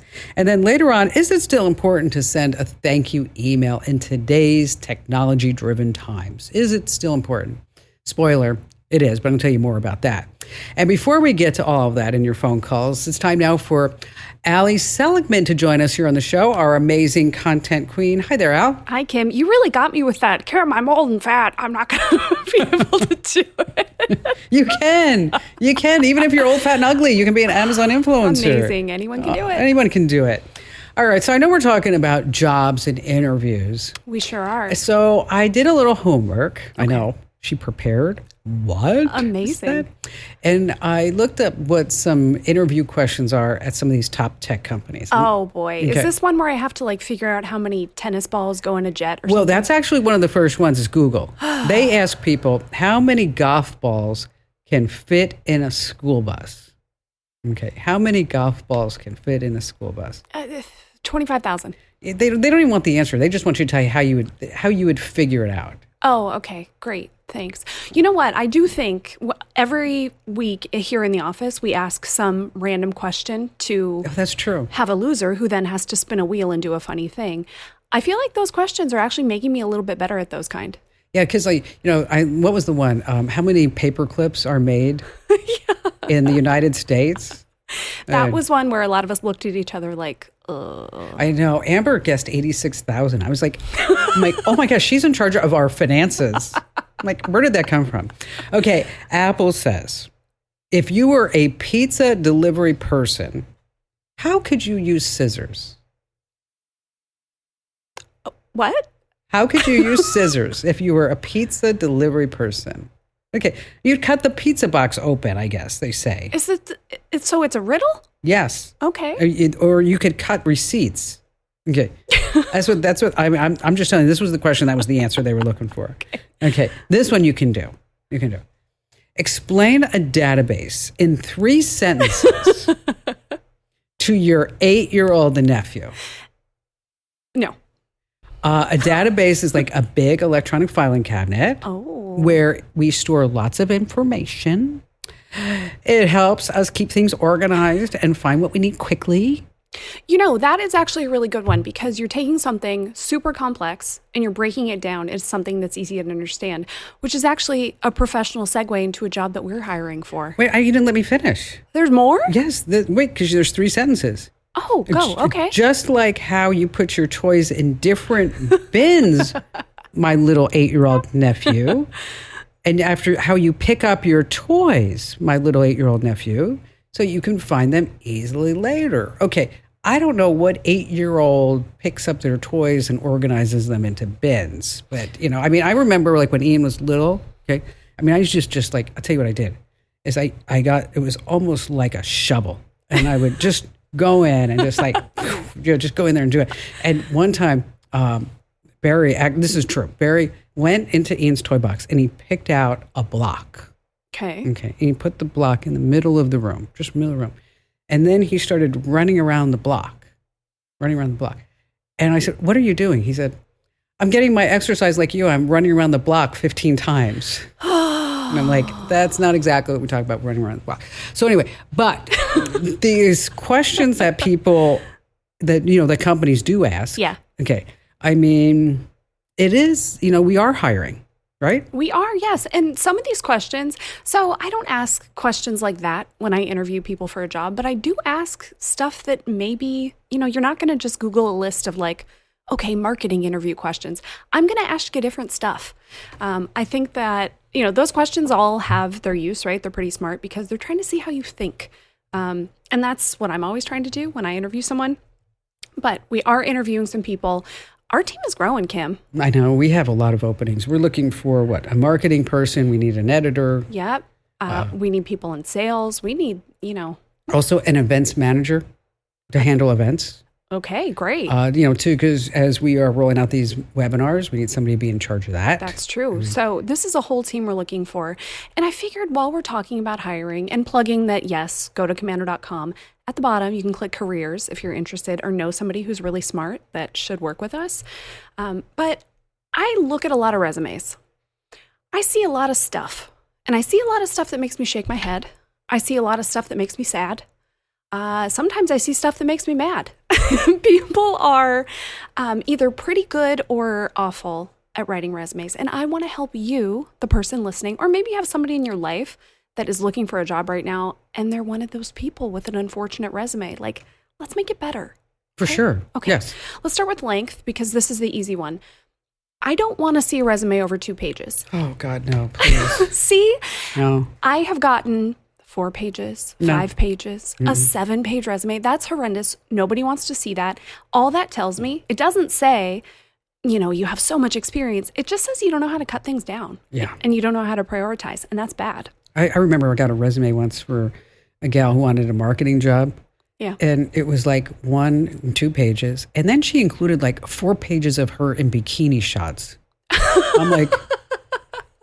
That was actually further down my list, not bikini shots, but I have been seeing more and more photos on resumes. Do you have a feeling on that? I figured if anybody's going to look hot in a bikini in this building, it's me.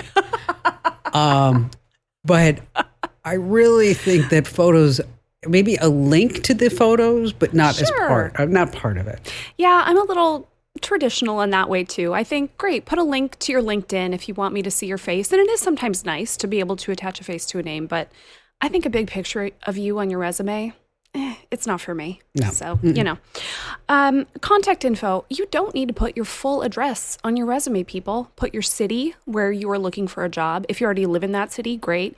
If you are going to move to that city and that's where you're looking for jobs, put that city on your resume. Yeah, because you definitely don't need that. Because somebody can just Google your address, they see where you live, and then they might make some misconceptions about you because of that. That is true. That is true indeed. And it's just not very safe, right? To have your address floating out there. You need AI on your resume. And I don't mean make up that you're good at using AI. I mean, you should go out and educate yourself a little bit on that. So at Komando, in our newsletter, we share all kinds of stuff. But really, I think most people, if you're in the workforce, go take a quick course online. Yes, exactly. That is definitely a thing that, people are looking for right now. They're going to scan your resume and look for that. So you might as well have it. Do I even need to say that typos and errors and all that stuff, it's just not acceptable anymore? It's dumb. It never has been, but there are so many tools. There's no reason to have a typo anymore. No. That's just laziness. It is, yes. Same with, I think, the boring cover letter, the dear sir or madam, I'm interested in your company. No, write to me like I'm a real person. There's no reason why we should get a cover letter that's boring when everybody knows Kim Komando, right? Go listen to 5 minutes of Kim Komando and then write her a cover letter. Yes. That's so much better. And you don't even have to start it with Dear Kim, I think you're fabulous. I think you're wonderful. You don't have to, but if you did, it wouldn't be the worst. You know what I hate when I interview people and they say, so can you tell me how you got where? I'm like, no. That's not the point of this. No, I'm not. So you're going to put all these in the newsletter? I sure am. I'm going to leave you with this one final one. Your hobbies and your interests, that's great. And I'm probably going to ask you about it in an interview because I want to know who you are. But I don't need to know that you're a black belt and that you're really into gardening and that you have 7 cats on your resume. It's not the place. No, especially if you have the 7 cats. Because we're dog people here. Yes. Okay, so if you are thinking about working here and you have 7 cats, you're just not going to fit in. Let's just, no, I'm just teasing you. Okay. That's komando.com/careers, komando.com/careers. I'll leave you with one. You don't have to answer it, Al. If you were an animal, which one would you want to be and why? That is a popular question in case you ever apply at Dropbox, just to let you know. Yes. A dolphin. That's the answer that they want, by the way. Okay. So Amazon has this influencer program. And it's great for you, really. You don't have to be like this hot supermodel in order to do it. You get an Amazon storefront where you can create and share content about products like anything that you like. You create videos, you do demos, you do blog posts and photos. So you help your followers decide what to buy. You also get this unique referral link. So if anyone uses that link to make a purchase, you earn a commission. Up to 10% or more per sale. That's right. So if just 10 of your followers each buy a $100 product, you just made $100. So if you want to apply, you can sign up directly on Amazon's site. Just search for the Amazon Influencer Program. All right, still to come, we have more of your phone calls, as well as, is it still something that you send a thank you email or not? The answer is still to come here on the Kim Komando Show. All right, Jerry in Lexington, Kentucky. Well, hello there, and I thank you for taking my call. It's really an honor to talk to you. Oh, you're sweet. It's an honor to talk to you, too. This must be our day for Facebook problems or issues.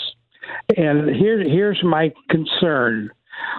Facebook ads that appear to be from Amazon or from Walmart, and they're offering merchandise for ridiculous, too good to be true amounts. Yeah, too good to be true. It's a scam. It's what it is. And I guess my question is there a way to verify that a website is valid? Okay, well, let me tell you something. I was at a barbecue not too long ago. And as I was leaving the barbecue, a gentleman came to me who was like a friend of the family. And he said, Kim, I don't mean to make you work on a Sunday, but I have a question. And I said, what is it? And he said, well, I was on Facebook and I saw a power washer for my driveway for $19.99. When at Home Depot, that same power washer is $300. Yes.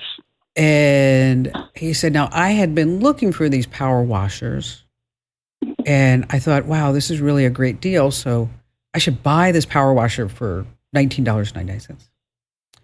So goes to a website, gives him the credit card, and credit card gets charged for $19.99. And that was like 5 weeks ago. He still has never seen the power washer, but he's noticed a lot of text spam that's coming through, a lot of spammy emails, and he's being like inundated with scammers now. And plus, he's out his $20 and the power washer.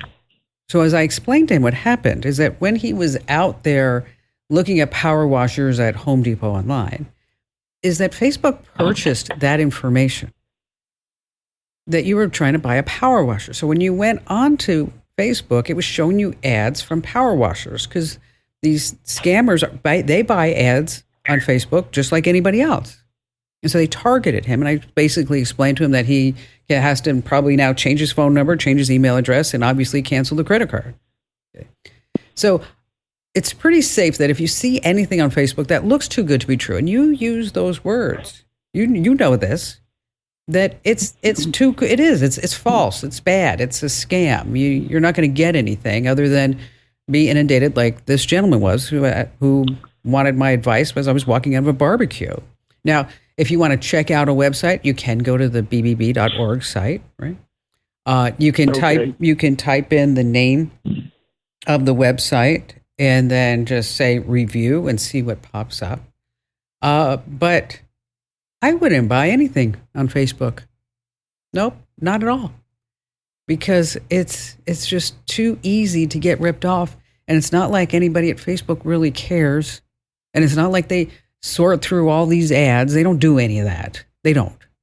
So just move on. And Jerry, thanks for your call. Larry in Tyler, Texas, you're up next.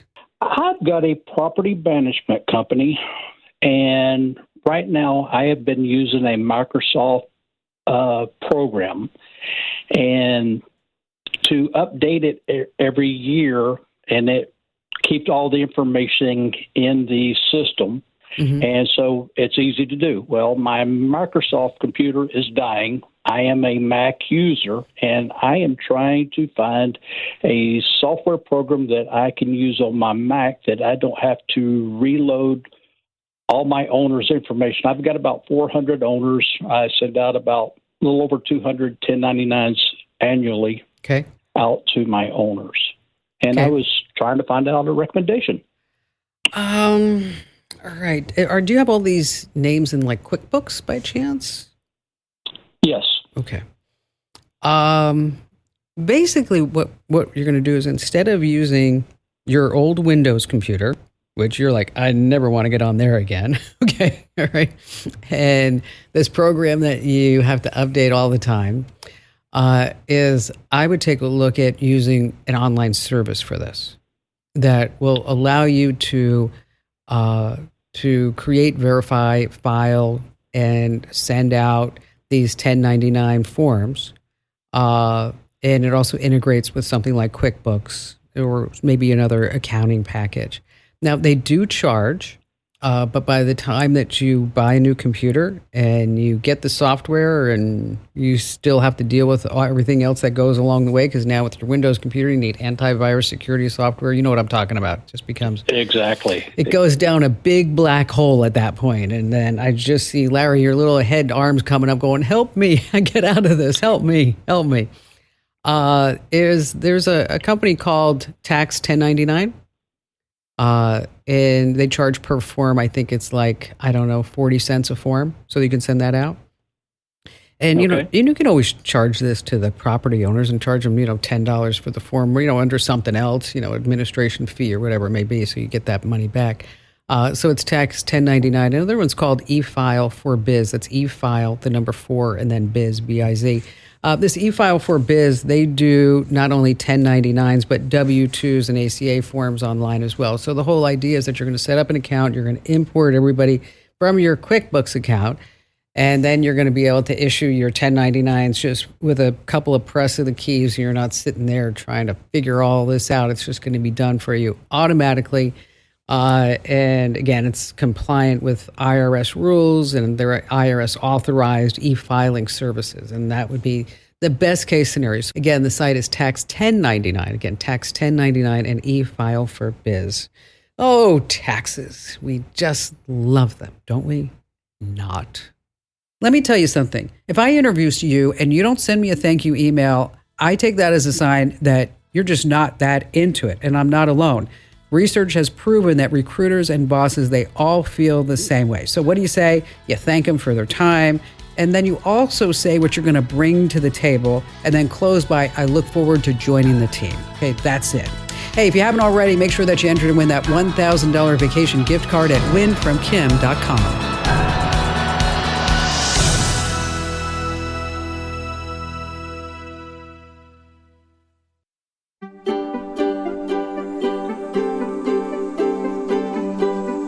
Thanks for listening to the Kim Komando Show. Here's Hour 4. Okay, you know Iggy Azalea. She's the Australian rapper who did that song, Fancy. I'm so fancy. Well, anyway, her real name isn't actually Iggy Azalea. It's Amethyst Amelia Kelly. Okay, this is a little fun fact that you never knew until now. Well, this past week, she shared where her stage name comes from. Are you ready? Her email recovery password. Yeah. Those security questions like, what's the name of your first pet? What street did you grow up on? Well, for her, it's a combination of both. Her first dog's name was Iggy, and then she grew up on Azalea Street. So think about that. What would it be for you? The name of your first pet and then the street that you grew up on. So if you became this big time rapper celebrity, what would that name be? Okay. Well, for me, it would be, let's see, Tippy Washington. Tippy Washington. Could you imagine? Hi, I'm Tippy Washington. This is the Tippy Washington Show. No, Kim Komando works. That's my real name. Hey, listen, you're about ready to get more tech smarts because every single thing is truly a tech thing. And let me tell you, the best way for us to grow the show is for you to tell a friend. That's it. Just tell one friend. Oh, and also tell me what you'd like to hear more about. Just go to Komando.com, and then there's a link that says Ask Kim, and I read every single note that you send me there.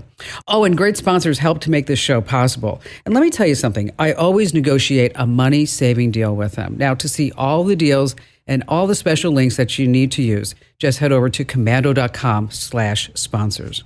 Alrighty, then every single day, whether it's a work day, a weekend, or even a national holiday, you can count on me to scan at least 35 different websites and talk to industry insiders to make sure that we are both up to date with what's going on in the tech world. And here are the top 5 things that are happening right now that you need to know about. And we're going to start with, yes, we are in uncharted waters.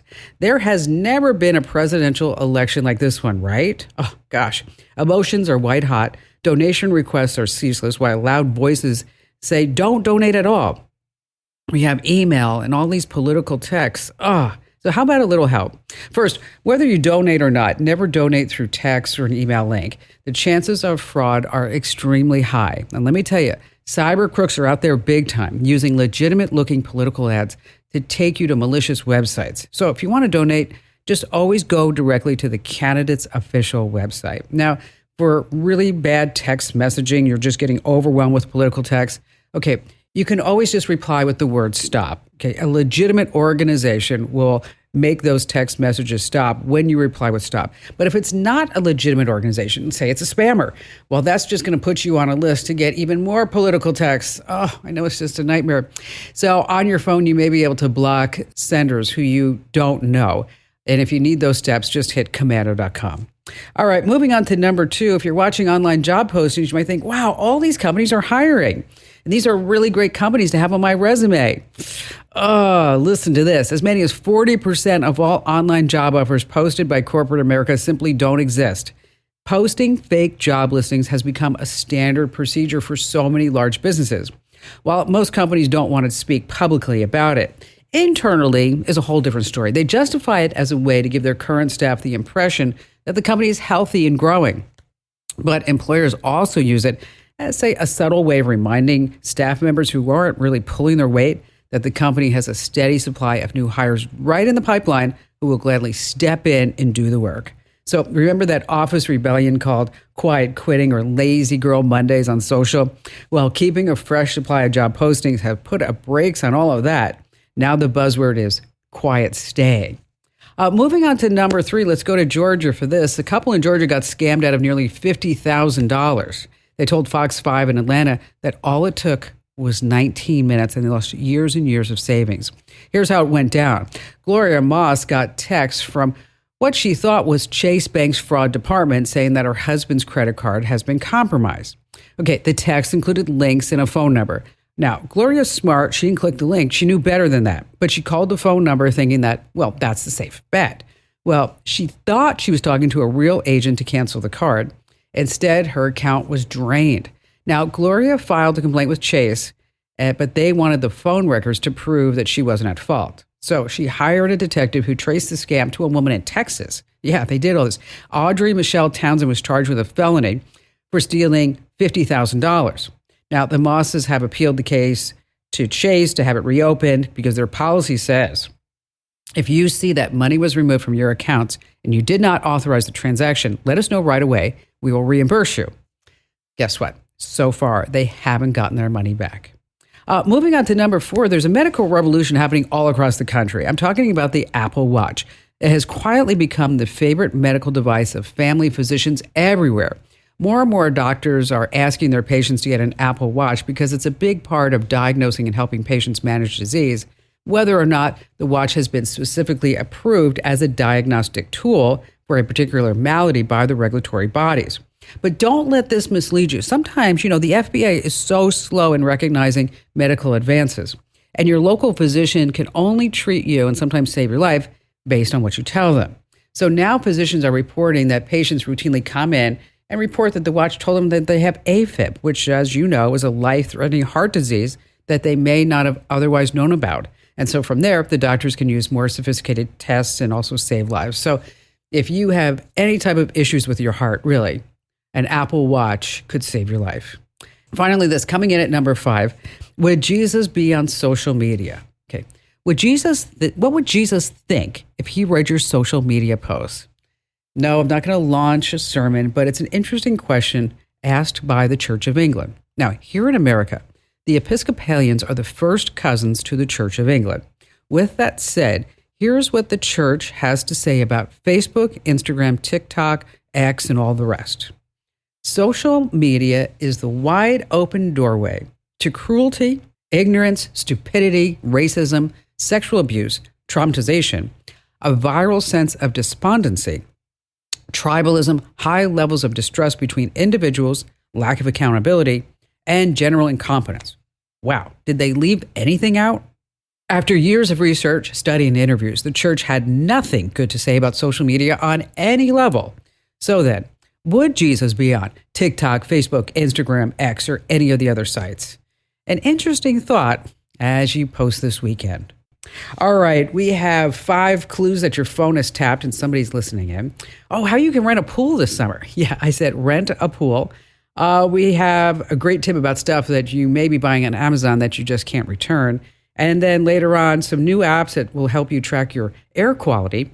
And of course, we have all your great phone calls. And you have me, Kim Komando. Do you know, every single day I send out a free newsletter called The Current, and it is reaching over 500,000 people. It's just amazing. It really is. And in order to maybe entice you to actually try my free newsletter, I am giving away a $1,000 gift card right now to your favorite airline so you can take a vacation.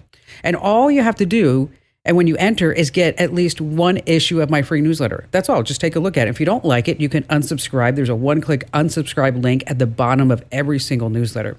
So to enter to win that $1,000 gift card, all you have to do is go to this special address, winfromkim.com. Once again, that's winfromkim.com. And that's where you just go ahead and give us your email address. And then you also enter to win that $1,000 gift card. And you're also subscribed to my free newsletter. But you're going to love it. And just a quick reminder, there's an unsubscribe link at every single newsletter that you receive. And if you're sitting there saying, well, I already get this great newsletter, Kim, can I still enter to win? Of course you can. Just go to winfromkim.com. All right, let's get this party started with Donna in Chattanooga, Tennessee. Hello there, Donna. Hi, Kim. I can't believe I'm actually talking to you. I listen to your radio show and I read your newsletter, and I'm definitely not a digital goddess like you, so I'm always learning something. Well, that's awesome. Well, thank you for all your kind words. What's going on?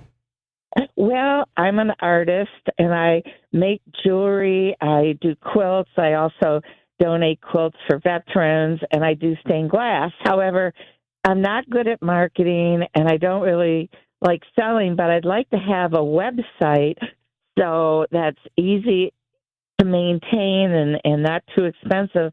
So I could then say, oh, I have a website if you want to see my jewelry or stained glass, and then my friends, and then after that, I could maybe list a couple of things on Etsy or eBay and then get some business directed to my own website.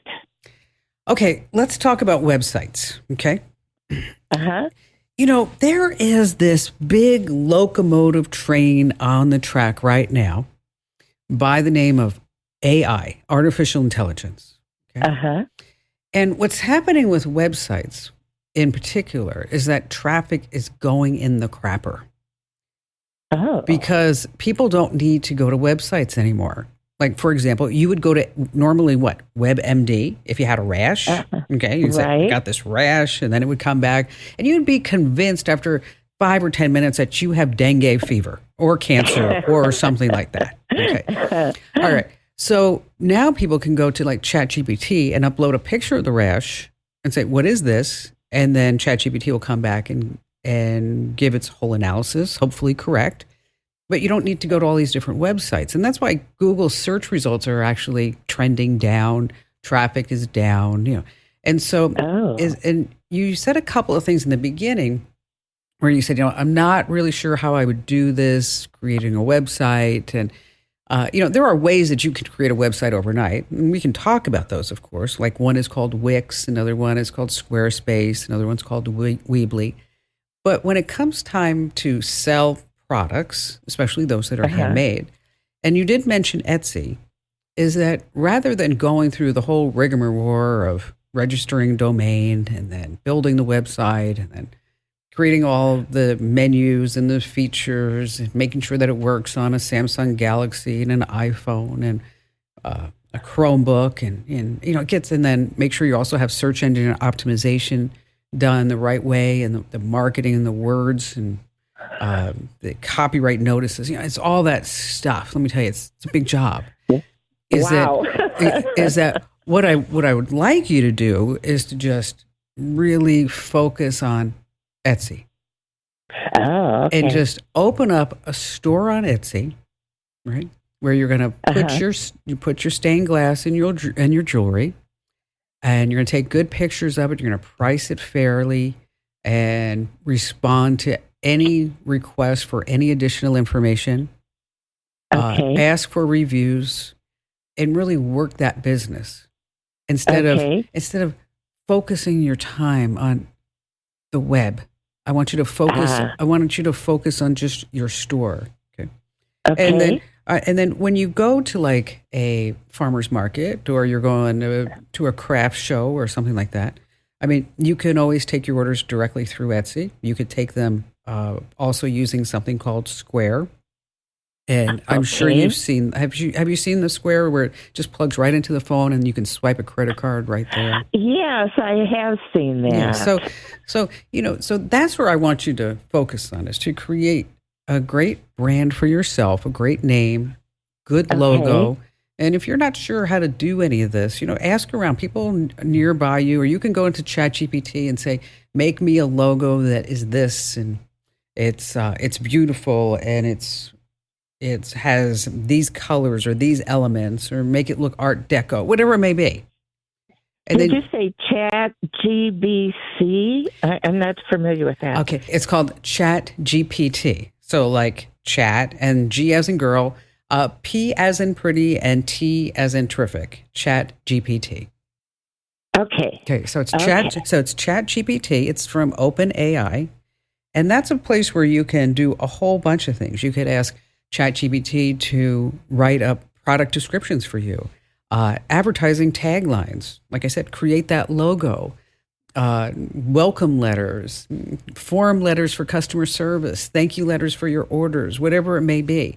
And that's the thing. When we start talking about AI, and that's what we're talking about with ChatGPT, and of course there's Gemini, Perplexity, and Copilot, and all the rest, is that you need to make sure that you talk to AI and you tell it certain things. Like in this case, what you're going to be wanting to say, Donna, is that, I need you to be a marketing expert who knows a lot about selling jewelry. And I need you to make sure that this copy is short and compelling, and it's 15 words and has a good click to action button or whatever it may be. And so you start playing around with it. But in answer to your question, I know I went on a tangent, but I'm coming back right now, is that just focus on Etsy, because you know what? It already has the traffic. If you build a website, you're going to have to build all that traffic, and traffic's going down. I don't want you to waste your time there. Just for time is of the essence, just go ahead and go to Etsy.com and set up your store there. And thank you for your call. Let me clarify something. Now, when I was talking to Donna, I said that the web is going away. I firmly believe that websites are going away, simply because of ChatGPT, Copilot, Gemini, Perplexity, and all the rest of them that are coming down the line. And the reason is, and I use the example of WebMD, but pretty soon when you go to ChatGPT or whatever, and you say, for example, what type of dress would look good on my body, and you upload a picture of yourself, that there's going to be links to those dresses that you can buy. There's going to be links to furniture if you put out a layout of your living room. So I want you just to be prepared for the future as we are going at this accelerated pace. So if you have a career that's based on websites, you really have to start looking around at some other options.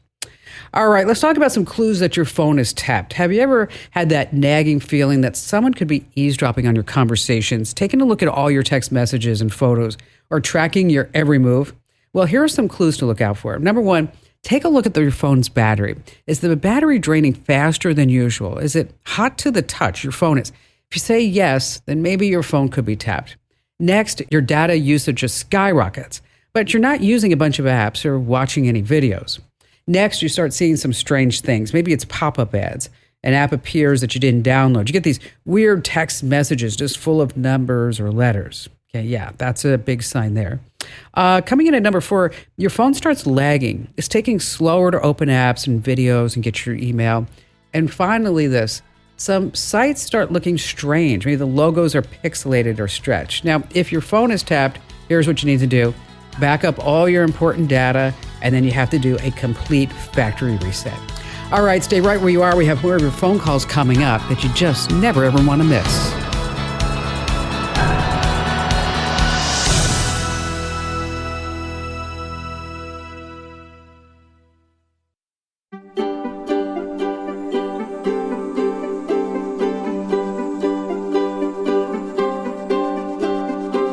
You know, Amazon Prime Day is right around the corner. But before you go shopping on Prime Day, I have to tell you about some things that when you buy them on Amazon, you can never, ever return them if you don't want them. And then later on, how you can track your local air quality using these free apps. And of course, we have your phone calls. But before we get to all of that, this is really fun. I mean, it's summertime. And I bet many of you are sitting there with this beautiful pool in your backyard thinking like, oh, it's just a place for me to chill and grill. But what if I told you that you could be making money with that pool? Yeah. Enter Swimply. That's SWIMPLY. Think of it as like the Airbnb of swimming pools. The online platform lets you list your pool for rent to people who are looking for an escape from the heat. So here's what you need to do. You head to the Swimply website, or you use the app, create an account, list your pool. You want to have all the details, like its size, its depth, amenities, and any rules that the swimmers have to follow. And remember, high quality, great photos are super important. Then you can decide how much to charge per hour for the pool's use. And then once you're done, you just manage bookings, communicate with renters, coordinate schedules. Again, that's Swimply. I took a look at swimming pools around me, and they were going for anywhere between, say, like $25 to $75 an hour. Wow. One pool was $100 just for the entire day. So, just look at the app. You can see what your competition is. But if you have a pool just sitting there, let somebody else use it, and then you could be making some extra money. Not too bad, right? Let's see. Susan in Indianapolis. Hi there, Susan. I'm newly into independent contractor, and I know that I have to pay taxes because it's not coming out of my check. I know. And I'm having a terrible time. Is there a dollar amount threshold before taxes have to be paid? Or no, are you kidding? Come on. I mean, Susan, you've been around. The government wants to take every little bit it can from you, or how much it can take from you. Yeah. So what do you do? I'm packing lip balm tubes into their display box, and then all of the display boxes go into a storage box, and I pick up a load, 2,000 of them at a time. Wow. Come home, do it at work, or do it here at home. I can get up and put the laundry in the dryer, and then come back and do some more. Susan, how did you find this gig?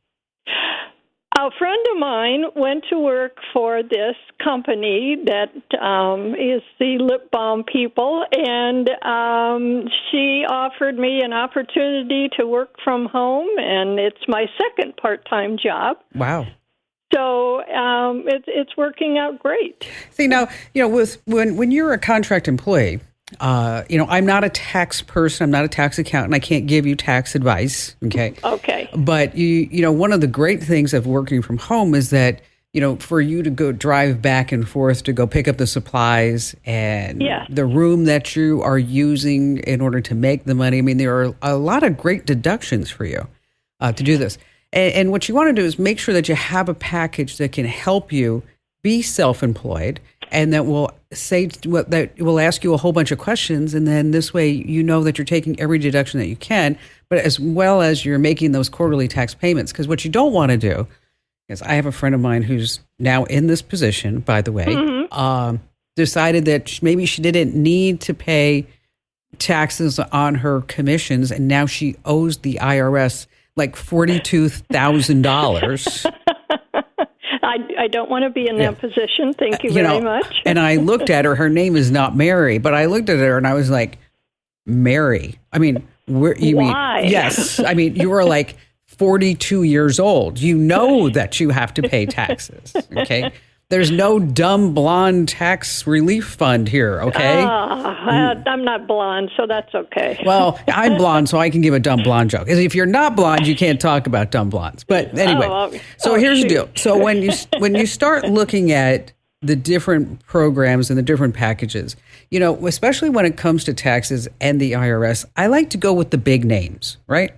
Okay. And so with QuickBooks, it's going to cost you around $15 a month. Okay, and they have a whole section called self-employed, so that this way it'll track your expenses, your mileage, and your invoices, and then also because they own TurboTax, when it comes time to actually file your taxes, you have everything in one convenient package. Okay, that's easily readable to them. Exactly. And and then there's also self-employed versions of these different tax programs, but for really what you're doing, I'm going to say either look at QuickBooks Self-Employed. All right. And I guess, like I said, that's about $15 a month. Or you can look at FreshBooks. FreshBooks is a little bit less expensive per month. They've been around the same time as far as longevity. And so it's really up to you to see which one that you're more comfortable using. Okay. But, never heard of FreshBooks. FreshBooks. Yeah, FreshBooks. And it's FreshBooks are Quicken. And you know what? And I think that's so cool. That's what you're doing. I mean, it just goes to show you that if you're sitting there saying, I can't find a job, I need to make some money. I mean, you have to really sometimes think outside the box. And that's why I was asking you, Susan, like exactly what you're doing, how you found that gig and this opportunity, because because of the internet, I'm just telling you, there are just so many great things that you can do. I bet you they're selling all that lip balm online, and you're Susan putting it all together. All right, Amazon Prime Day. Oh, I know you're super excited. There's so much going to be on sale, so much that you're going to buy that you probably don't need. But I wanted to pass along some things that you buy on Amazon that you can never return, which, by the way, Amazon sells about 15 million products, right? And not all of them are returnable. We're going to start with hazardous materials, flammable liquids or gases. You buy those, you're out of luck. You got it, you can't send it back. Gift cards and prepaid game cards for like Warcraft, PlayStation, or Xbox, forget about it. Amazon doesn't want your excuse, I didn't like the game. Next, downloadable software for like Microsoft Word, Corel Draw, Adobe Photoshop. Once you bought the software, they're yours forever, whether you like it or not. Personal health items out of the package can also not be returned. And also insects. Yeah, I didn't know that, but you can actually buy insects on Amazon. Okay. If you happen to buy some creepy crawlies and they arrive dead or damaged, tough luck. Amazon's insect return policy is non-existent. Yes. Still to come, we have more of your phone calls, as well as a great way for you to track your local air quality using apps here on the Kim Komando Show. Let's see, Lee in Madison, Wisconsin. Hi there, Lee. My question for you is, are you staying cool? Oh gosh, don't even. Okay, I bet you your next thing you're going to say, oh, it's a dry heat in there in Arizona, right? Oh no, I'm a retired 42-year air conditioning design engineer. I understand that there ain't no such thing as dry heat. So you know what? I was thinking about the AC guys. I mean, here in Phoenix, 117 degrees. Wow. Nutso. Yeah, that equipment is struggling. I can tell you it's struggling at my house. It is. It is. So that's way beyond our typical design conditions. So what's going on, Lee? Okay, well, the question is about connecting multiple devices, multiple Bluetooth earphone type devices to one source. I want to be able to have earphones in to get some sound deadening as I'm driving a big old RV down the road. Okay. And I want my wife and I to be able to listen to the same source. And she has an iPhone 13. I have a Samsung Galaxy S10e, which based on one of your newsletters I've realized is obsolete. Yeah.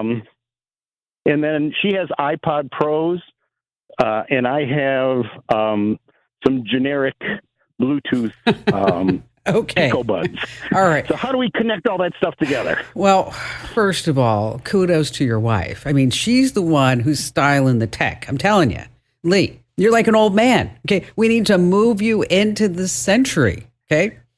And so if you want to share, say, the music that's happening on her iPhone, and she has AirPods, by the way, you said iPods, but that's okay. I knew what you meant. I'm sorry. That's all right. AirPods Pro, just so everybody's like not on, so we're all on the same page. Because somebody's sitting there going like, I didn't know that you could have iPods in your ears, you know? So it's like, no, you can't do that. All right. So what you're going to do is that you are going to buy a set of AirPods. That's what you're going to do. And so this way with her iPhone and her AirPods is that you just have to put in your AirPods, and then you go through a little bit of steps, which I don't want to give you here out on the air. I'd be happy to send them off to you. And then you're just, at that point, you're just going to be both listening to the same thing, which I assume is the Kim Komando show, right, Lee? Every time it's broadcast or live streamed, you bet. Okay, good. And just a reminder, you can also now get the Kim Komando show as a podcast, which, by the way, this is the first time that I've ever done this, is release the Kim Komando show as a podcast. And so in case you're always wondering, cool. How do I get the show as a podcast? Just in your favorite podcast player, just search for Kim Komando show, Kim Komando show. So here's the deal. So you're just going to go buy yourself some AirPod Pros, because that's what you want. Okay. Either regular AirPods or the AirPods Pro. Just get the Pro because they have better tech. They're a little bit smaller and better noise cancellation. If you can wait until September, we are expecting a new version of the AirPods Pro coming out, but that's totally up to you. Or you can also, both of you, buy Raycon earbuds, which, Raycon is a sponsor of the show. Just want to let you know. So if you're in the market for some new earbuds and you're like, man, I don't want to spend $200 for AirPod Pros, is that you can go to buyraycon.com/Kim. That's buyraycon.com/Kim. And I'll tell you, the Raycon earbuds, they are pretty good. They're good. And they're $70, 32 hours of listening time. So tremendous battery life. And again, not $200 or $70. And they are really on par, with the AirPods. They really are. Again, buyraycon.com/Kim. Or in your case, Lee, just go buy yourself a set of AirPods and you'll be good to go. Isn't that just so funny? I mean, think about this. Lee has all old technology. His wife has pretty new technology. I wonder what else they have old and new in their relationship. Anyway, let's see. Jack in Scranton, Pennsylvania. Hi there, Jack. I have a question about some of these streaming devices. The basic ones are the Roku and the Fire Stick and stuff like that. But a more advanced one is it's called a VC box, and it's got hundreds of channels, particularly local channels and all. And it's got lots of movies and stuff like that access to. And I'm curious as to, they sell it on Amazon. Are there any drawbacks to getting a box like this? These are basically what's called a Kodi box. Now, Kodi is legal. It's a media player, and it can be used to access pirated content, which is illegal. Okay. Right, and these boxes have been around forever, and they advertise, free streaming of HBO and regional national sports and local channels through Heat servers and, Netflix and whatever they can get their hands on, and all the latest movies. Basically what you're doing is you are being a pirate, matey. And normally it's right now, I think this one's coming from a Chinese company that's distributing this.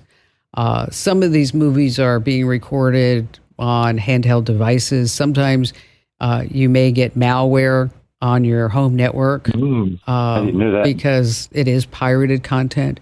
And just because they're sold on Amazon or Walmart or eBay or whatever, doesn't mean that they're legal. They are 100% illegal.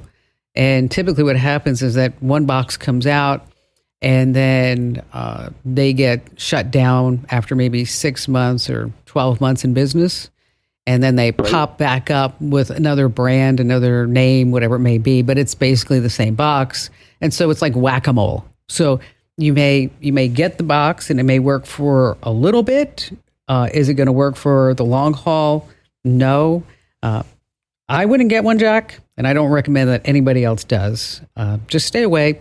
And I know that streaming is expensive, and if you're looking for ways to cut the cable and not spend a ton of money on streaming services, well, there are ways to do that. We've got lists of free places that you can get legitimate content, including your local library. And a lot of people are like, the local library, what is that about? Yes, they offer digital subscriptions. You've also got places like Crackle and UB. And then don't forget, there are other services that you just have to watch and you'll see some ads.